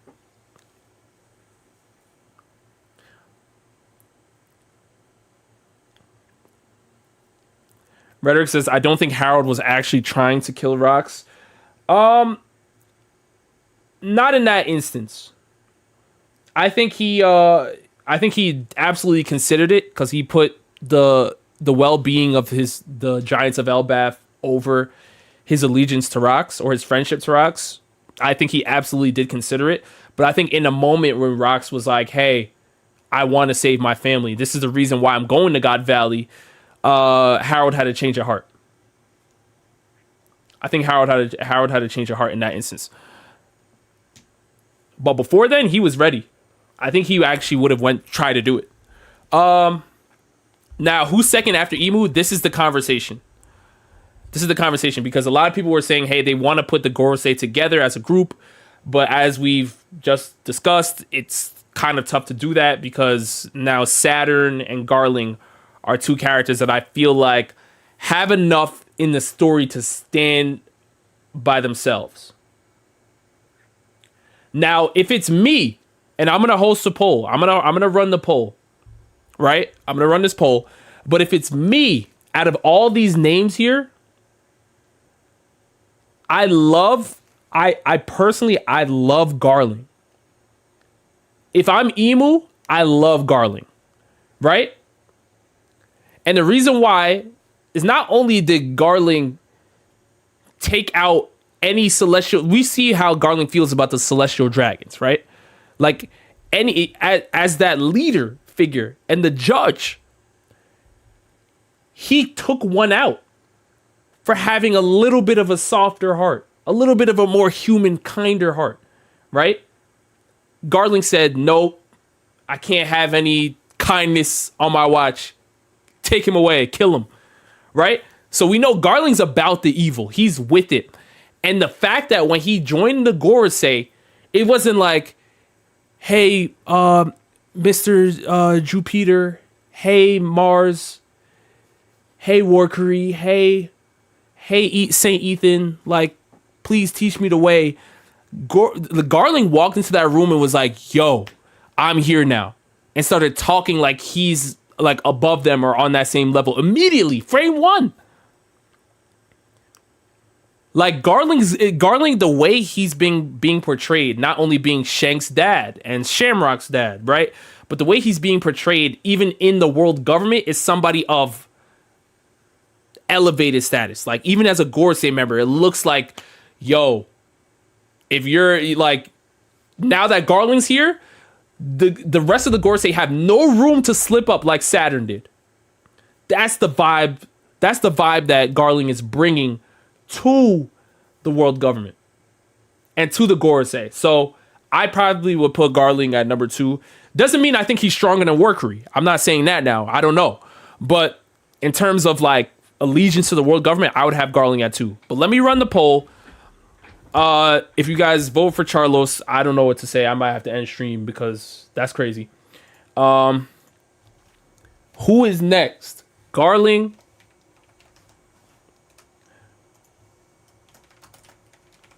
Charlos, we got Warkery, and Harold. Let's run this poll. Who is next underneath Emu? Garling also found the Davy clan for Emu. Fudo, that's a great point. I forgot about that. I forgot to mention that. Absolutely, I forgot about that. Fudo, that's a great point. Yes, he did. Derek, thank you for the 5. Just realized why Shaki... just realized, why isn't Shaki on the pirates list? God Valley turned to Goon Valley because of her, and she got Roger stocks going down too crazy. I love Shaki, but I think, like I said, Big Mom definitely needed way more hype in that.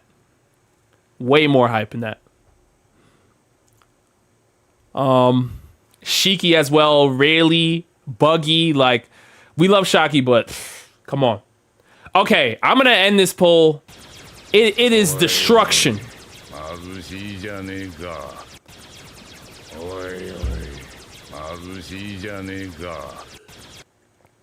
What's the question of this poll? What's good, the Imaginator? What's going on? The question of this poll is who we are putting at number 2 underneath the world government. Sorry, I should have typed that in, but I figured we're all talking in real time. So I'm gonna end this poll now. It's been over a minute. And in literally in destroying fashion, Garling wins 70% of the votes. I'm glad we agree, chat.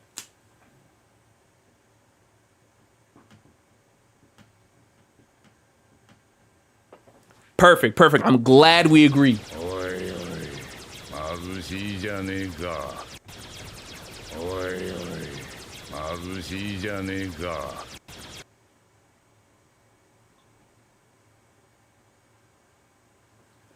Now, we have Charlos, Harold, and Warkery for number 3.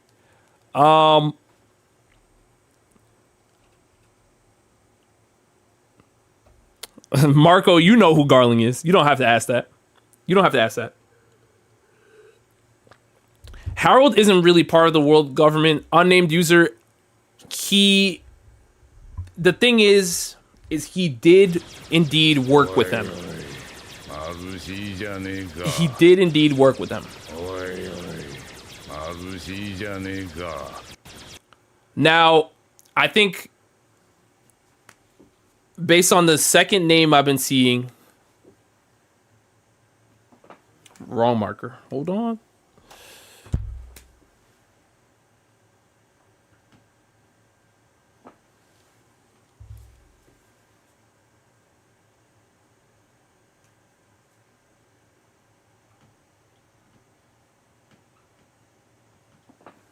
I'll add new Shuro to the next poll, which I think is self-explanatory. But based on what I'm seeing, I think I'll put number 3. Old Gov. Okay.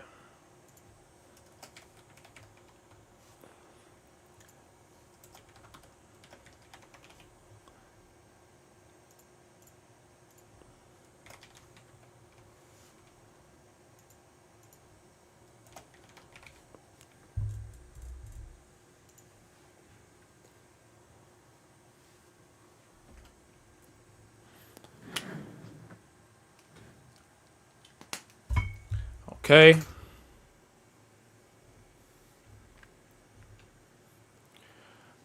All right.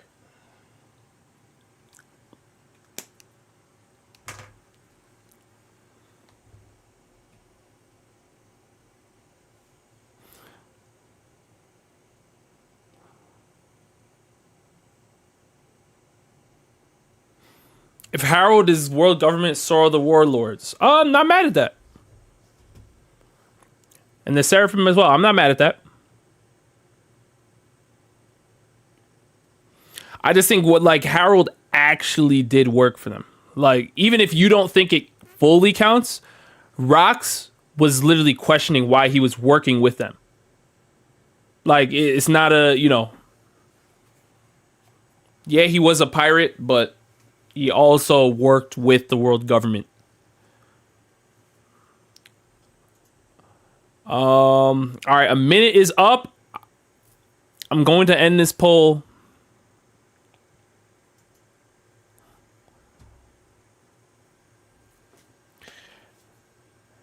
Y'all really gonna make me end stream, man. Are y'all serious? Are y'all serious?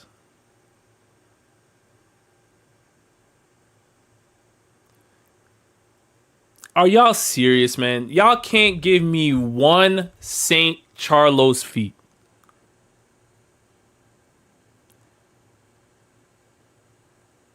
Y'all can't give me Marco. First off, Luffy X Naruto, bro. I don't even know why you.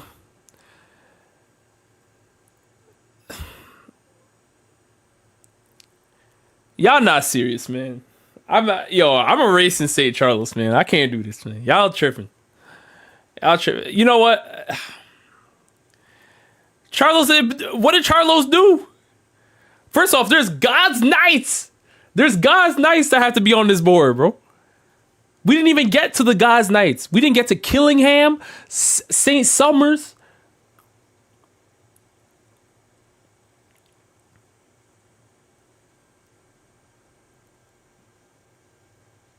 Nah, man. Y'all tripping.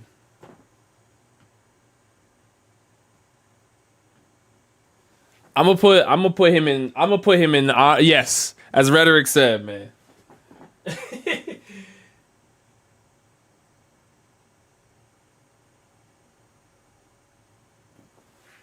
All right, St. Charlos is going in honorable mention. I can't, in good faith, ruin this list, man. I can't. For the memes, I can't. Luffy Naruto. What do you mean? Come on. What do you mean? Come on, bro. Y'all gonna ruin the list. Y'all gonna ruin the... Are you serious? Are you serious? Put him on the last spot? You know what?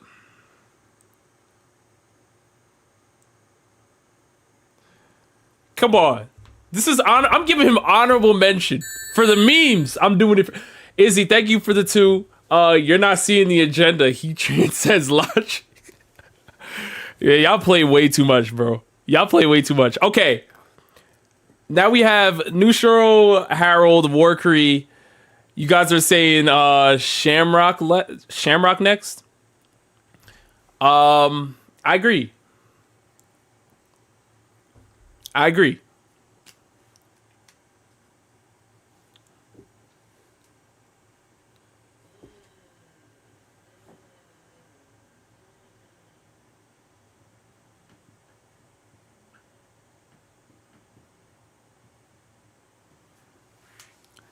This one is a great combo.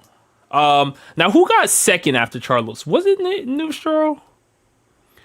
I believe it was Nushiro. Yeah, Nushiro got 30%, which I think is basically, if it weren't for the memes, Nushiro was probably going to win number 3.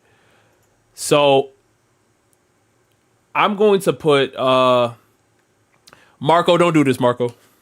Don't do this. You know better. I'm going to put... Oh, Gunko is better than... Oh. Who the heck is Warcree? Warcree is like the boar-looking Gorosei member. He's one of the most powerful ones, if not number 1 right now. I think he's number 1 right now, honestly. Add Mars next? Yeah. Okay. So let me... Nushiro got the second number of votes after the memes, so I think I should put Nushiro at 3.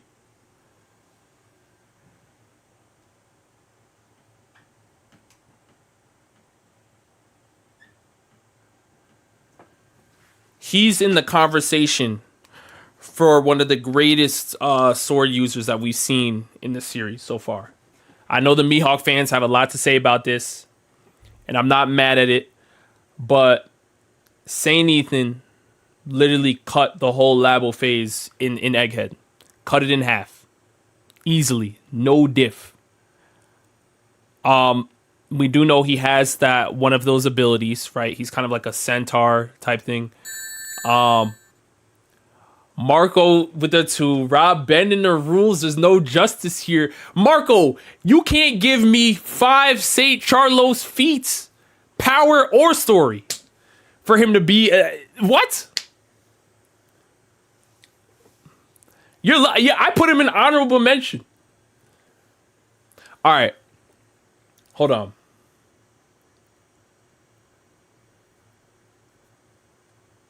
Yes, he has the Shodai. He has the Shodai Katetsu, yep. Which is one of the most powerful blades. This is a supreme grade. Yes, it is a supreme grade blade. So he's OP.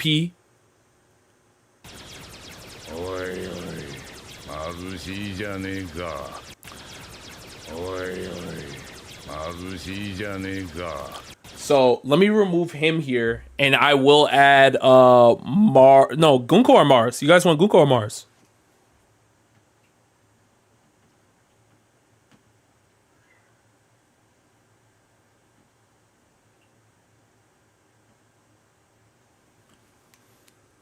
All right, everyone's saying Gunko.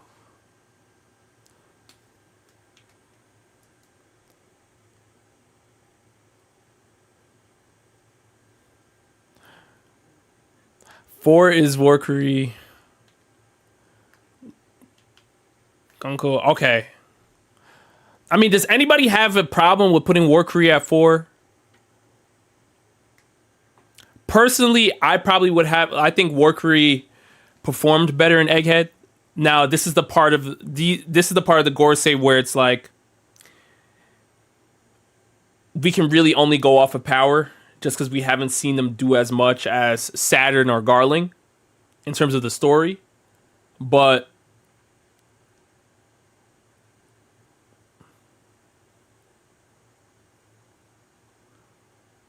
all right, so some of y'all are saying Gunko at 4. So I mean, I'm probably gonna have to run the poll.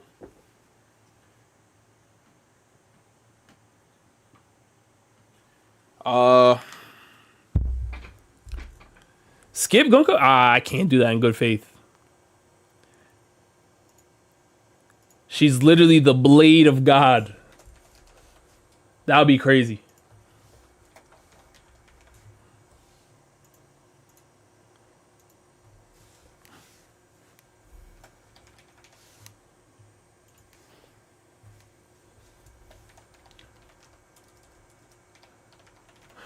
Now, Shamrock is an interesting one because Shamrock just recently all right, wait, hold on. David's saying realistically all the Gorosei should be above the rest of the knights except maybe Saturn. I think that's fair. And that's probably what I would do as well. I think the Gorosei members just have to be at the top. That's what I'm saying. Like if you're a Rob Lucci fan, I'm sorry. It's gonna be really, really tough for Rob Lucci. Magellan as well. It's gonna be really, really tough. The only person that's outside of that camp that I could still see making it on this list ahead of a Holy Knight, to me personally, is Vegapunk. Vegapunk's the only one, and again, you know, he created the Seraphim, which is perfect for them, but it's just not. It's not as amazing as some of these first ballot people. This is the Gorosei members here, you know. But yeah, Shamrock and Goku from the Holy Knights got to be here. From the God's Knights, they got to be here. All right, let me add this. Let me end this poll. I mean, it's been over a minute. All right. So it looks like Warcurry is next up. Valid. He's one of the most durable characters in the series. Even if you think the Gorosei aren't strong, even though I disagree with that, he is more durable and has higher defense than Kaido. Confirmed. The Conqueror's Haki, Roar, bigger than what Big Mom did. It's just reality, right? I know a lot of people sleep on the Gorosei, but Saturn's showing is not a reflection of the rest of them. And that's why I didn't want to put the Gorosei as a group, because I don't think if Warcurry was in Saturn's position, they make it out.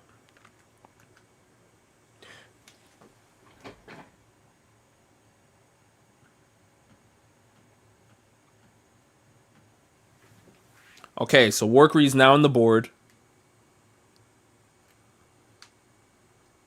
Dudes got stopped by Straw Hats with no hockey. No hockey? You mean Joy Boys hockey? You mean Joy Boys hockey? Ultimate plug. I know you didn't mean that. Joy Boys hockey. Come on now.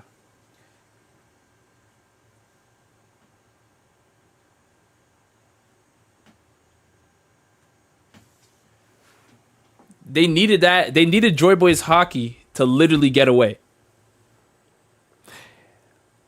Colorful Dragon says, it feels like they rely too much on their immortality. Yeah. I'm not going to say they don't rely on it, but I think that is intentional. I think that's intentional. Remember when we saw Saint Summers, right? When Saint Summers was fighting in Elbath and Scopper Gaban cut Saint Summers and he looked and he was like, wait, I'm not regenerating. And then he was like, oh, that's Scopper Gaban, right? That's how I see how a lot of these top tiers in the world government move. A lot of them are like, hey, you know what? I have this Majin Buu regeneration ability. So I'm going to be very, like, I feel like they purposely are very relaxed on their defenses because they know they can regenerate. Now, if they're fighting a person that they feel like can stop their regeneration, i.e. Scopper Gaban, right? Then there's going to be a different level of urgency. There's going to be a different level of power we see from them because now they know they're fighting somebody that can stop their regeneration or at least make it slower. I feel like the Gorosei here in Egghead were not phased by anybody there, really. They knew nobody there could stop the regeneration. So they you know, they spammed it a lot. All right.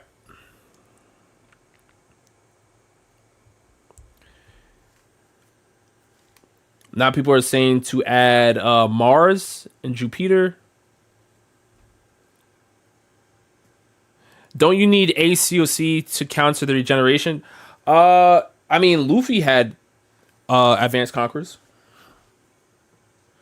I think there's another level to the Advanced Conquerors from what we're seeing. Because remember, Gaban fought Luffy for a little bit just to test him. Derek, I appreciate you being here. All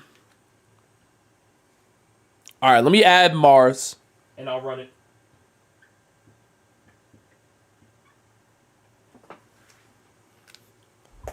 Okay.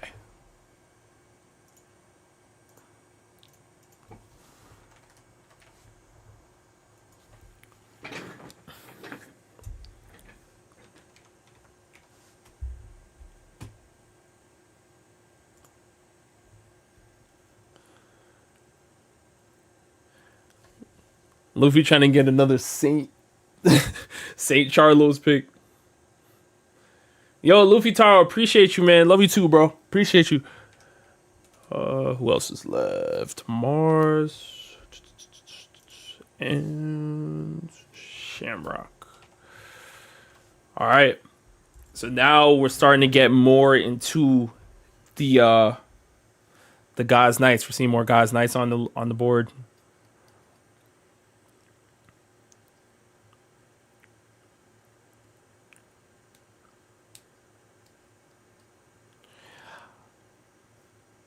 Gorosei are literally the upgrade of Holy Knights.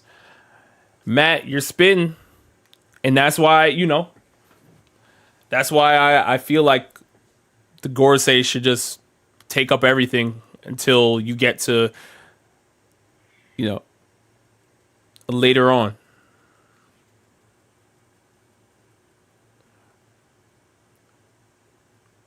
Rob, when's the next stream?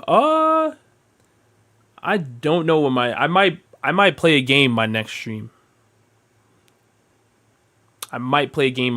Or that might be next week actually.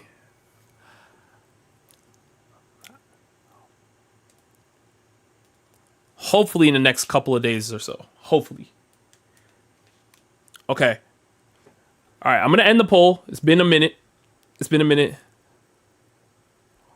What's my favorite anime? The one we're covering right now. Oh wow, looks like there's a tie. Gonko and Shamrock. What?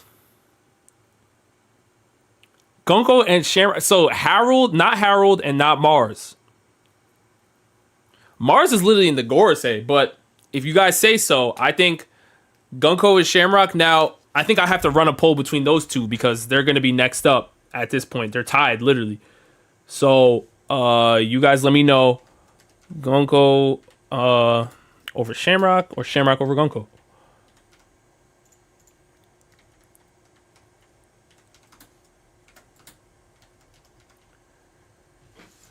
Now,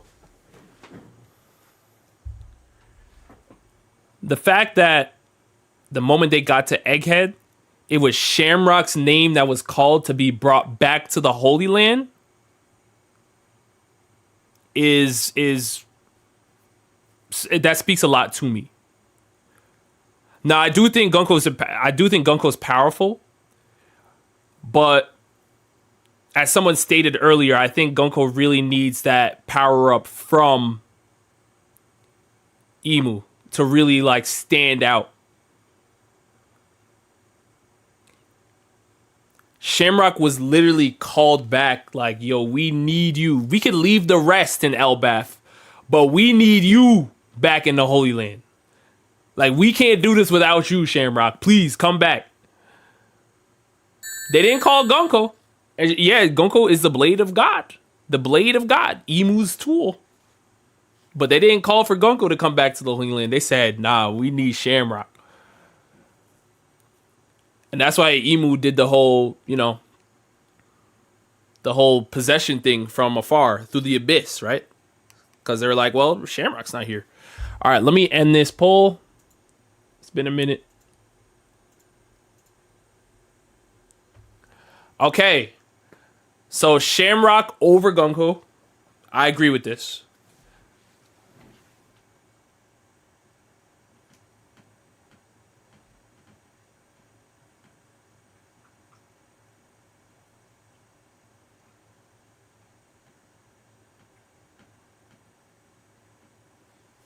All right.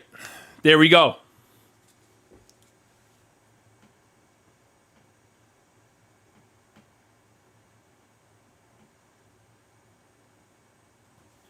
Okay. So now we have 4 spots left.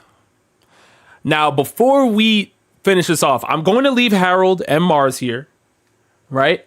Just remember, St. Jupiter is not on the board yet. St. Jupiter is not on the board yet. Vegapunk hasn't been mentioned yet.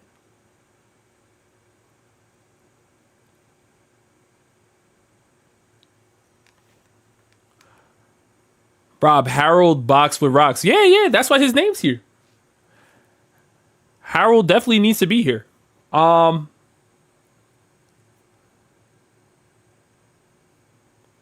I'm saying Jupiter needs to be here. Vegapunk needs to be here.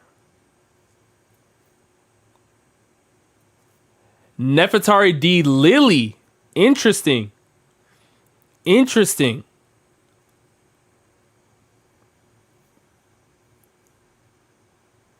I could put Lily.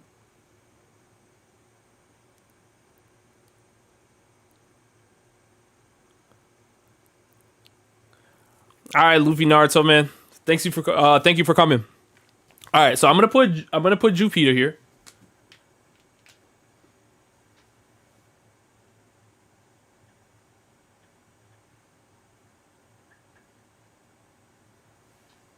Okay.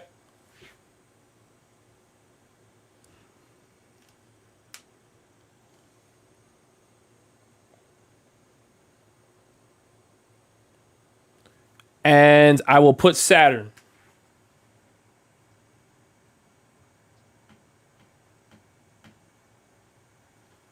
Now, these are all Gorosei members who personally, I believe... Yeah. These are all Gorosei members who I personally believe need a spot on this list. So you guys will decide the order.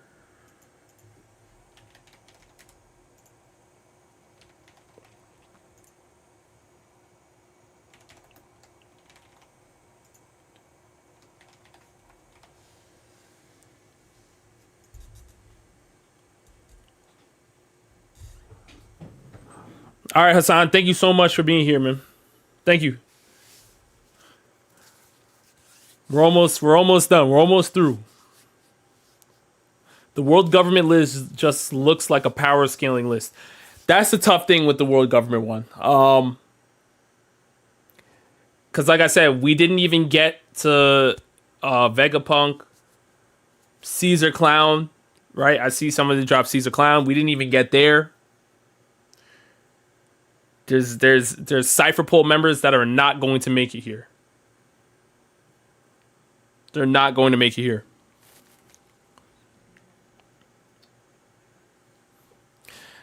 Saturn got cooked. He don't need... I mean, yes.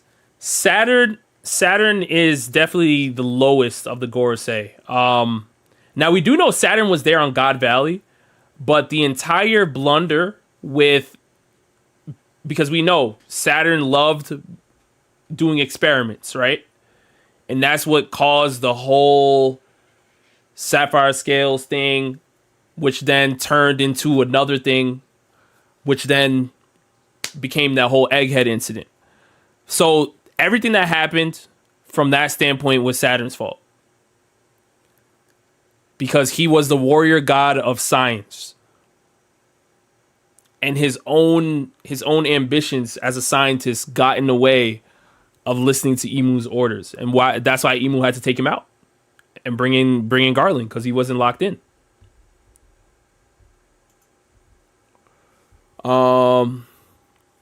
Okay. I'm gonna end this poll, and since these are Gorosei members, I think I have to just put them in the order. Like, I don't think there's really any debate to act like a Gorosei member shouldn't be here.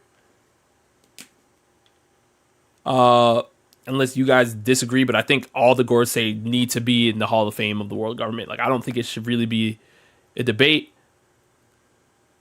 Okay, Mars won.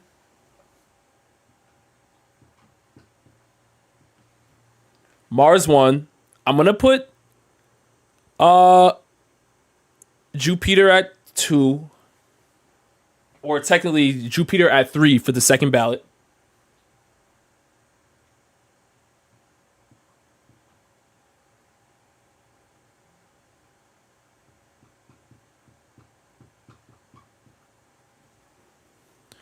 And then I'm going to put, even though, all right, so Harold got more votes than Saturn, but I feel like we got to put the Gorosei here first before we start doing anything else. So let me put the Gorosei here.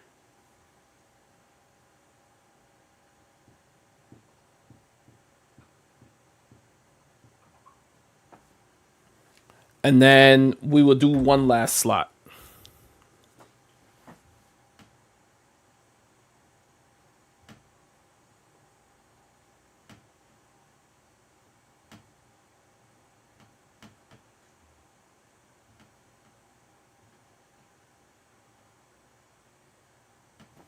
Okay. All right, let me do Harold over Saturn. Yeah, I mean, I think the Gorosei just gotta be. Guernica needs a spot for creating Gear 5. Oh. Yeah, that's what I'm saying. Cypher Pole 0 is just they're not gonna make it here, man. There's too many. Like I said, look, Killingham, Summers, dang, we didn't really get to talk about anyone else. That's what I'm saying. But again, if you make the Gorosei one group and one vote, then, who are we taking? Saturn or Garling? And then how are we going to skip? It's tough.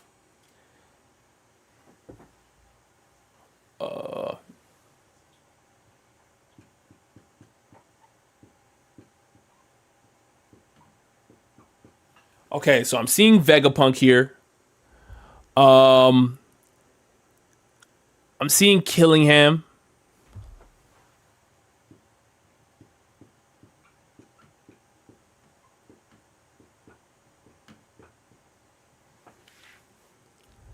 And York? I guess that falls more under Vegapunk is a traitor. Lily or Summers? Or I've seen people say Loki too. Loki? Loki? All right. Loki. York is a solid pick. I just think that's, Vegapunk is not loyal to the world government. He literally depended on government funding to do anything he wanted to do. So he had to basically, it was unwillingly, right? He unwillingly was a part of the world government. Lily, for real, a founder, and what the world government should have been.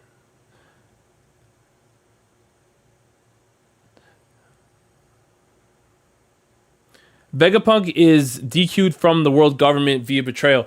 Yes, I'm not saying that he didn't betray them, but right, he created the Mother Flame, right? He created the Seraphim. York is also his creation. York is a part of Vegapunk. Vegapunk followed the government because, so Usher, you're right. Usher saying Vegapunk followed the government because he wanted their money, not because he believed in their ideals. Absolutely. But do you think Emu cares about whether you believe in the ideals or not? Emu wants to see, are you doing what I need you to do? You can hate me, but are you doing what I need you to do? And Vegapunk was, for the most part, until the end.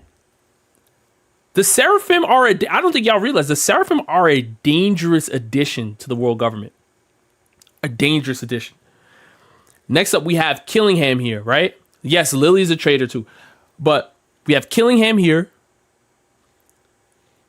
Killingham is another powerful member of the God's Knights. We know his devil fruit is ridiculous. With the nightmares manifesting them into real entities, that's dangerous.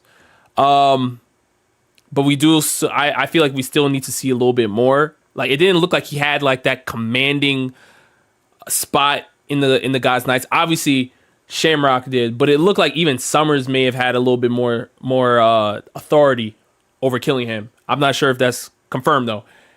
Harold is next up. Harold did try to kill Rox. Harold he literally was the former king of Elbaf, the leader of the Giants, and he was in cahoots with the Gorosei, having Saint Mars tell him what's going on. So, you know, Mars is saying, hey, kill Rox, and Harold is aligning himself with that. Until Rox opened up his heart to him and told him, hey, I'm actually trying to save my family. And that's the only reason why he switched up. Lucci rides way too hard for the government. He does. Lucci does. But at the end of the day, Yuta, you're right. Lucci rides for the government. But at the end of the day, what did Mars say to him? Mars doesn't even... Saint Mars literally looked at Lucci like he was a bug. Like, he literally didn't even value him at all. Lucci was so shocked because he's a government dog. He's a government dog, and Saint Mars was like, yo, I don't even care. At least Vegapunk had Gorosei members on the hotline. Like, he had Saint Saturn calling in for him, trying to make things happen. The Mother Flame is being used. They blew up, Lucia. Right? So, let me run this poll. I mean, I can add Lily if you want me to, but I feel like it's a little tough. So we have one last spot.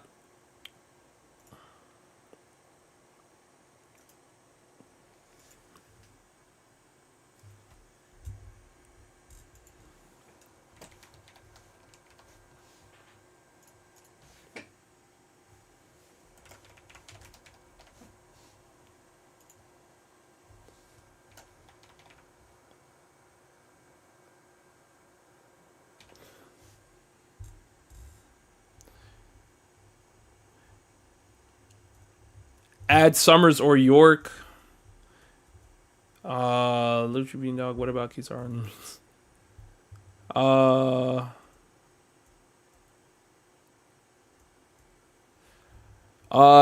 Tian, you said which characters have not shown their full power? I mean, there's a bunch on this list. I feel like I don't believe we've seen, a lot of these characters go all out. Like either like Shamrock or whatever, they were all trolling. You would add. All right. So do you guys want York or Summers to be added on here? But I feel like York kind of falls into the Vegapunk umbrella. Like York is a piece of Vegapunk's personality. So it's like, yeah, she's a traitor, but that's Vegapunk. That's Vegapunk's a part of Vegapunk would be a government dog. Like, she is just the manifestation, the embodiment of that as a Stella. All right, so I'm seeing more people say Summers.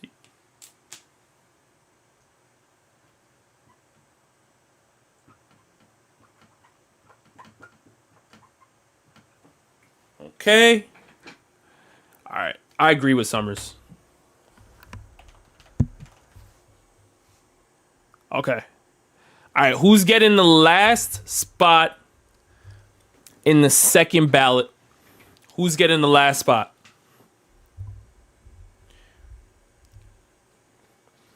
Out of these characters, Vegapunk, Killingham, Harold, Summers.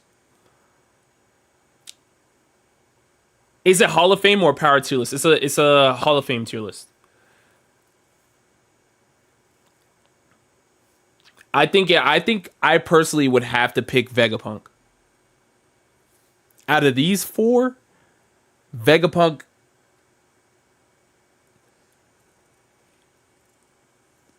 has done so much for the world government unwillingly, but he did.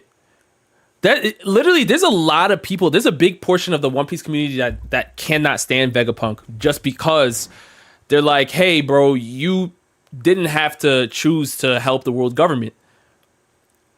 Like, you're sitting here pretending to be this good guy, but you're the reason why the world government is up." And you can't really debate it too much because if you look at all the stuff he gave them, from the Seraphim to the Mother Flame, like all these things, it's just, he did so much to help them. Vegapunk just did so much to hurt the world government too, though. Yes, he did. He did on a massive scale, right? He obviously had the message going around the world, exposing everything. Vegapunk did help them at the end when on his deathbed, right? He helped them. He did so much to hurt the world government at the end on his deathbed. So it's like, does that negate all the years of help? It's weird. Like, we get he didn't want to help them, and that's the reason why, like, him and Dragon even had a friendship in the first place, because Dragon knew his true intentions of where he lied, but he needed the funding.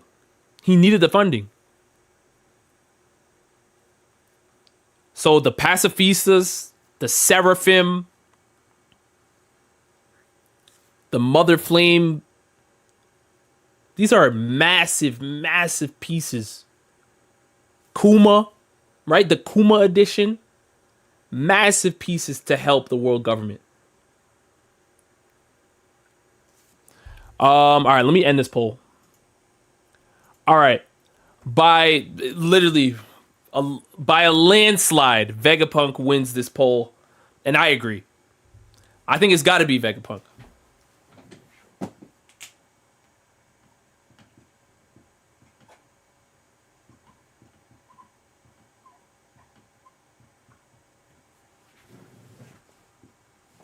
Which means I got to add the rest of the Shadow Realm.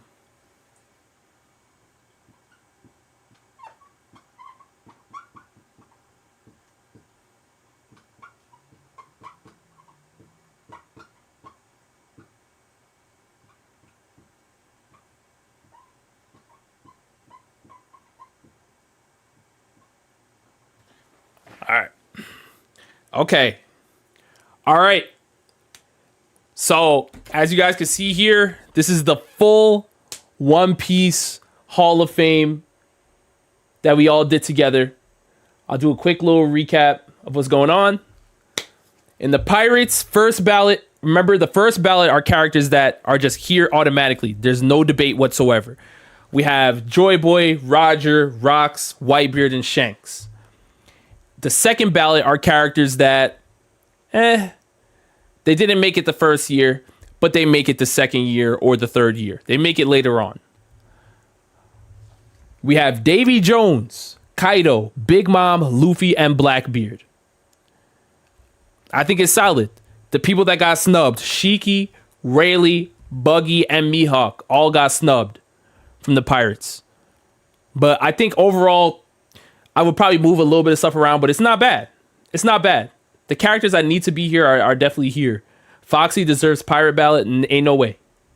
Ain't no way. Next up, Marines. First ballot, Garp, Sengoku, Akainu, Kizaru, and Suru. I think all of them need to be here. That I feel like this is probably the perfect first ballot The only one I would probably change is putting Kong somewhere maybe. But since a lot of his stuff is off screen, I'm not mad at him being in second ballot either. I think that's probably the best first ballot. Then Marines second ballot, we have Kong, Kuzan, Fujitora, Kobe, and Bogart. Now I'm not gonna lie to you. This one is kind of wild. This one is kind of wild. Hold on.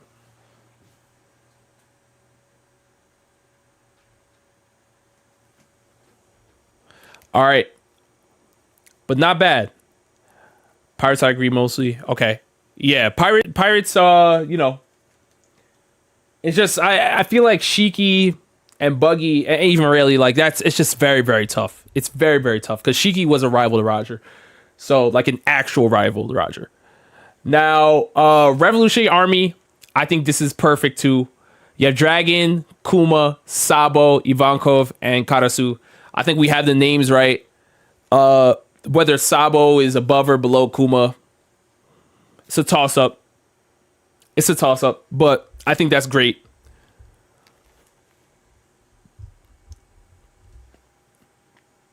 Scopper as well, but, you know, I don't know for Pirates. Scopper, possibly.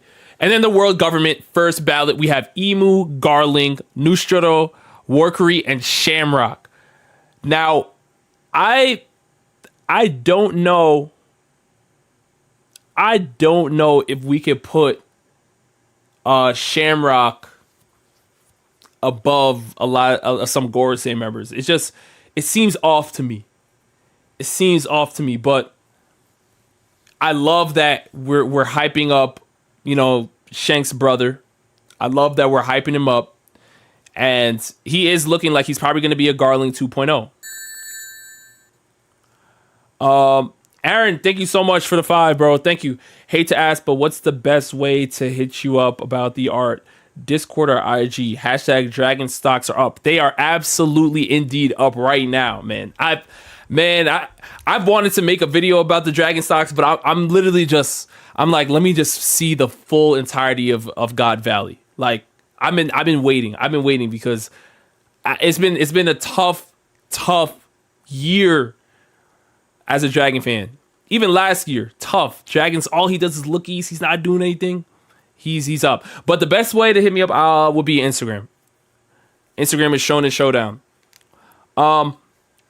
Now, let's go to the second ballot. Second ballot is Gonko, Mars, Jupiter, Saturn, and Vegapunk. Second ballot is all right.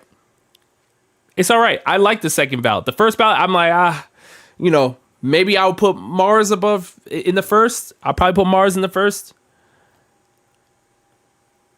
Because Mars almost got Rocks up out of there from Harold, or at least he caused tension. Mars is the reason why Harold and Rocks, like, their tension blew up even more, right? He perfectly finessed Harold to working with the world government. That's got to count for something. It's evil, it's wicked, but that's the world government, right? So being evil and wicked lines up with Emu, because Emu runs it. All Gorosei should have been better than Gonko and Shamrock. I agree, but, you know, we did this together.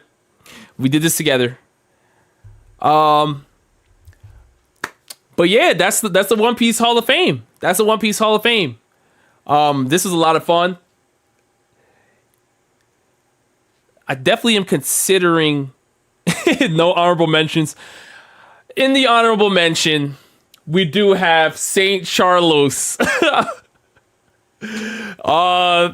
Saint Charlos made it on the Hall of Fame list as an honorable mention. All right, he did make it. Now, I may do this with some other series if you guys want that. It may come to that, but I feel like a lot of these series have so many characters, and we need to start giving them their own, like, Hall of Fame. So maybe it might be, you know, Naruto per village, or something like that. You know, Konoha's top 10 versus, you know, the Sand Village or something. I don't know yet, but we'll see. But again, thank you guys so much for being here. I know this stream was basically not announced at all. I just felt like doing it today, so we're here now. And yeah. Which category is the strongest? I'm not sure. If I want to say the Pirates, just because Emus looked shook after Joy Boy's hockey. But, you know, MHA and Naruto, MHA would be fire because you literally could just do heroes and villains. That's it. Like, you literally could just do that. Marco with the 2. Next stream in 5 months. See you then. Charlos Rob. No. I'm gonna start trying to stream more. Again, once convention season, it gets really, really busy. But New York Comic Con is like the last one I think I'm gonna be at for the year. So I'm hopefully going to try to get more streams in for you guys. So we'll see. I might stream a game next. You know, Halloween's coming around, so I might do like a scary game or something with some people. If you guys want to see that, you guys let me know down in the comments or something. Izzy with the 2. I appreciate you, bro. Knowing Oda, Charlos is secretly a deity. You never know, man. You never know. That's why I'm chilling on the dragon video that I wanted to do, because I'm like, let me wait and see what happens on God Valley. Let me wait and see. Dragon Ball per universes. That kind of would just turn into the Tournament of Power, though. I'll have to find another way to do it. Yeah, Bleach works better with Hollows, Soul Reapers, Quincy's, Fullbringers. Yeah. Usher, I appreciate you, man. My goat needs to stream more. Honestly, I do. Literally, you guys have no idea. My friends have been telling me to stream a lot, as much as you guys are telling me to stream. I grew up from the era of watching videos on YouTube, so I'm always like a video first kind of guy. But I know we are now in like the streaming era, so I'm like, man, I hope you guys enjoy this. You know what I mean? I'm like, it's weird doing this on stream, because this is a video I originally intended to just shoot off stream. So I'm trying to get into the habit of videos that I want to shoot off stream and just doing them with you guys on stream. So if you guys do like this, definitely let me know. It's gonna be more like this now. Yeah. Good thing about Marco, anything Dragon does in God Valley is a Sabo upscale, Marco. We take those, man. Naruto, do it for each rank. Ninja, for each rank of ninja. Kage, Jonin. Ooh, that would be interesting. Dragon Ball should be per race, like Saiyans, Frost Demons, Androids. I feel like you could definitely do it with Saiyans. You could definitely do this with Saiyans.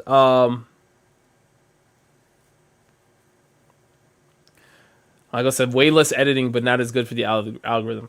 Well, I mean, these streams, I'm going to re-edit them and have them put out as videos, just for people that missed the stream, you know. So this will be reposted as a video for people that weren't here. But yeah, it's different. It's definitely a different vibe. So I'm the fact that over 100 you guys are in here is incredible, honestly. I wasn't expecting that, because this is just a random stream I didn't really even prep for too much. But in terms of like letting people know, I didn't market it as much. But yeah. Rhetoric, I've watched your convention videos and really enjoyed the stream. I would definitely tune in if you stream more. You're pretty good at it. Man, I appreciate that. I don't know if I'm good at streaming. Honestly, that's why streaming is very nerve-wracking for me. I'm like, yo, I don't know if I'm doing the right thing. If I'm clicking it, like we had the camera issue earlier, I was like, yo, you know, normally if I'm just recording a video by myself, I'm like, oh yeah, I could just cut that out. But on stream, you know, I'm like, all right, there's over 100 people watching, the camera freeze. What am I supposed to do? So, but yeah, I guess I will start streaming some more of my talking ideas more.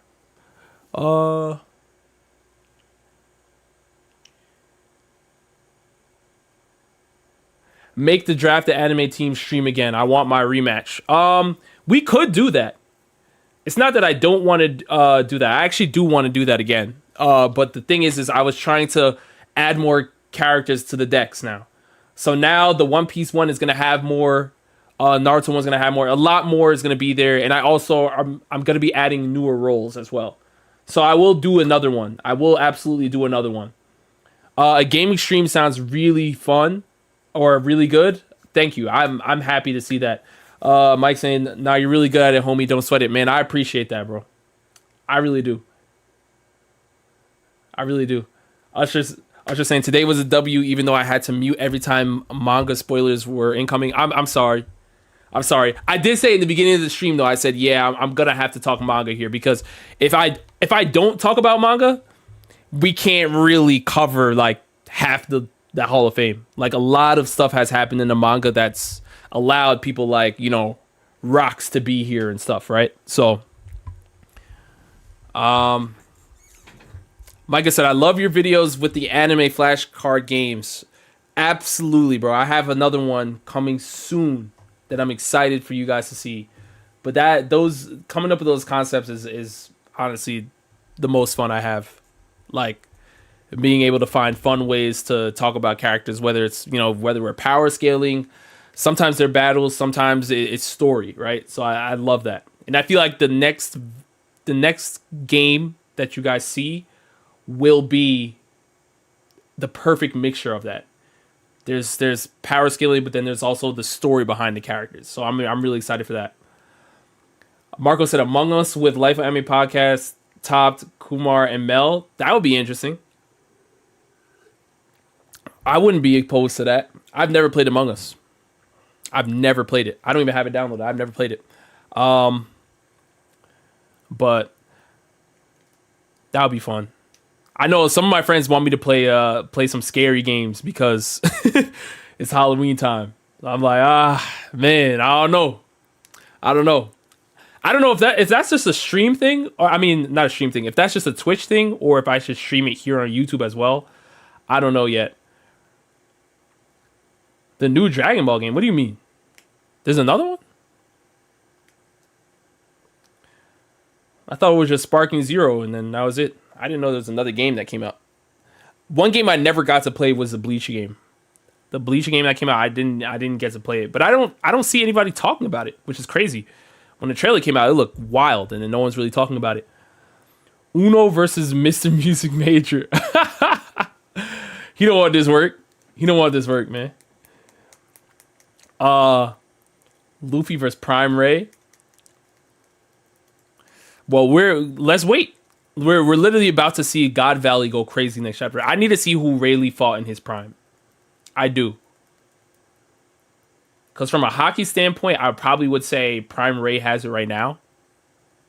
I think Prime Rayleigh has better hockey right now. But I need to see who he fought in God Valley. Horror anime more seinen focused in October. We'll see. Really, because I love talking about like Dandadan. I wanted Dandadan to get further in the manga, and they're going at a great pace right now. But one of my favorite like horror villains is in Dandadan. Let's see. Bleach games are not great. Well, the recent one, it looks like from the gameplay, I was like, oh wow, this looks fire. Like it looks beautiful. But then nobody was talking about it. So I was like, it must be cheeks.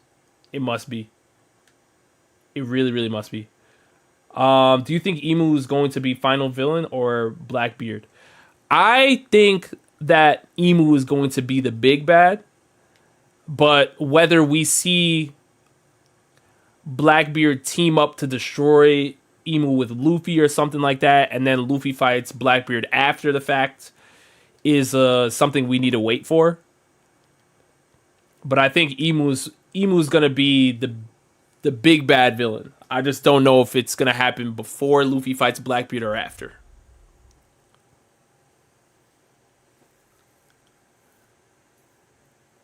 I think I would probably want to see Blackbeard after he fights after the Imu fight, just because if Luffy and Blackbeard fight, one of them's not making it out, or there's gonna be massive casualties on both sides, and I don't see how they defeat the world government with all they have. Again, when we were going through the world government rankings, right, we had to try to figure out how many, like, listen, there's no Cypher Pole here, there's no Seraphim here, there's nothing. Literally all we have is Imu, Gorosei, and literally a couple of the God's Knights and Vegapunk. That's literally how many characters are on the world government. Like, we didn't talk about Magellan, we didn't talk about so many other characters. Am I liking Gachiakura so far? I'm loving Gachiakura. Gachiakura is great. I want to talk about Gachiakura, but I'm waiting for more episodes to drop. Marco with the 2, appreciate you, bro. Video idea, draft a One Piece manga fantasy team, or are you saying like an OP? So draft an OP manga fantasy team or One Piece? One Piece manga, I'm assuming. I mean, yeah. If it's One Piece, yeah. Yeah, there's so much. Have I watched Weapons? Yes, I did. I thought Weapons that's like the first time I went to a horror movie and I was actually laughing like at some parts. But then some parts were wild. Like that movie was a roller coaster. But it was good. I liked it. When are we hitting 1 mil? Man. Man, 1 mil? Hey, I'm glad you think it's possible, man. That would be incredible. I really don't even know what I would say during that day. Have you watched To Be Hero X? So I've watched the first like 2 or 3 episodes. I gotta finish it though. I'm behind. I'm behind on To Be Hero X. So I gotta finish it. But the episodes I did see were amazing. It's just things got busy during con season, as you guys know. Weapons best movie of 2025. I'm not sure because I'm going to see him this week. I think my number 1 movie of this year so far is still Sinners. I loved Sinners, but like Superman was also amazing. I thought Fantastic Four was okay. Superman was great though, but I'll probably have Sinners at number 1, and then I would have Nausea 2. Nausea, the second movie. I don't know if you guys know about Nausea. I was actually going to make a video on Nausea, but I didn't have a chance to really start working on it. But Nausea is basically like it's Chinese animation, but it's ridiculously good, man. I would recommend you guys to go watch Nausea. Like, there's even if you like power scaling, if you like Avatar, if you like if you just love like mythology and gods, and you gotta see Nausea, man. All right, Samaj, I'll see you later. But all right, y'all. But all right, man. We'll find out if we could do another one with another series. I'm gonna go get something to eat.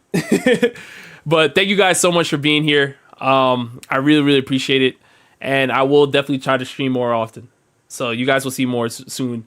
Oh yeah, Izzy saying Nausea was fire? Yes. A little long, but it's good. You gotta see the first one, see the next one. Mike, yes. Watch The Law of Weki. Now, to be fair, it's old school. So going into it, please don't look at it and be like, hey, this doesn't look like the Demon Slayer movie I just watched, so it's not good. Just go in with the mind of like, yes, it's older. It's an older anime, and you'll enjoy it. But yeah. All right. Real quick, MBD saying random, but I want to see you on Brago top 30 stream one of these days. Honestly, I would love to. I would love to.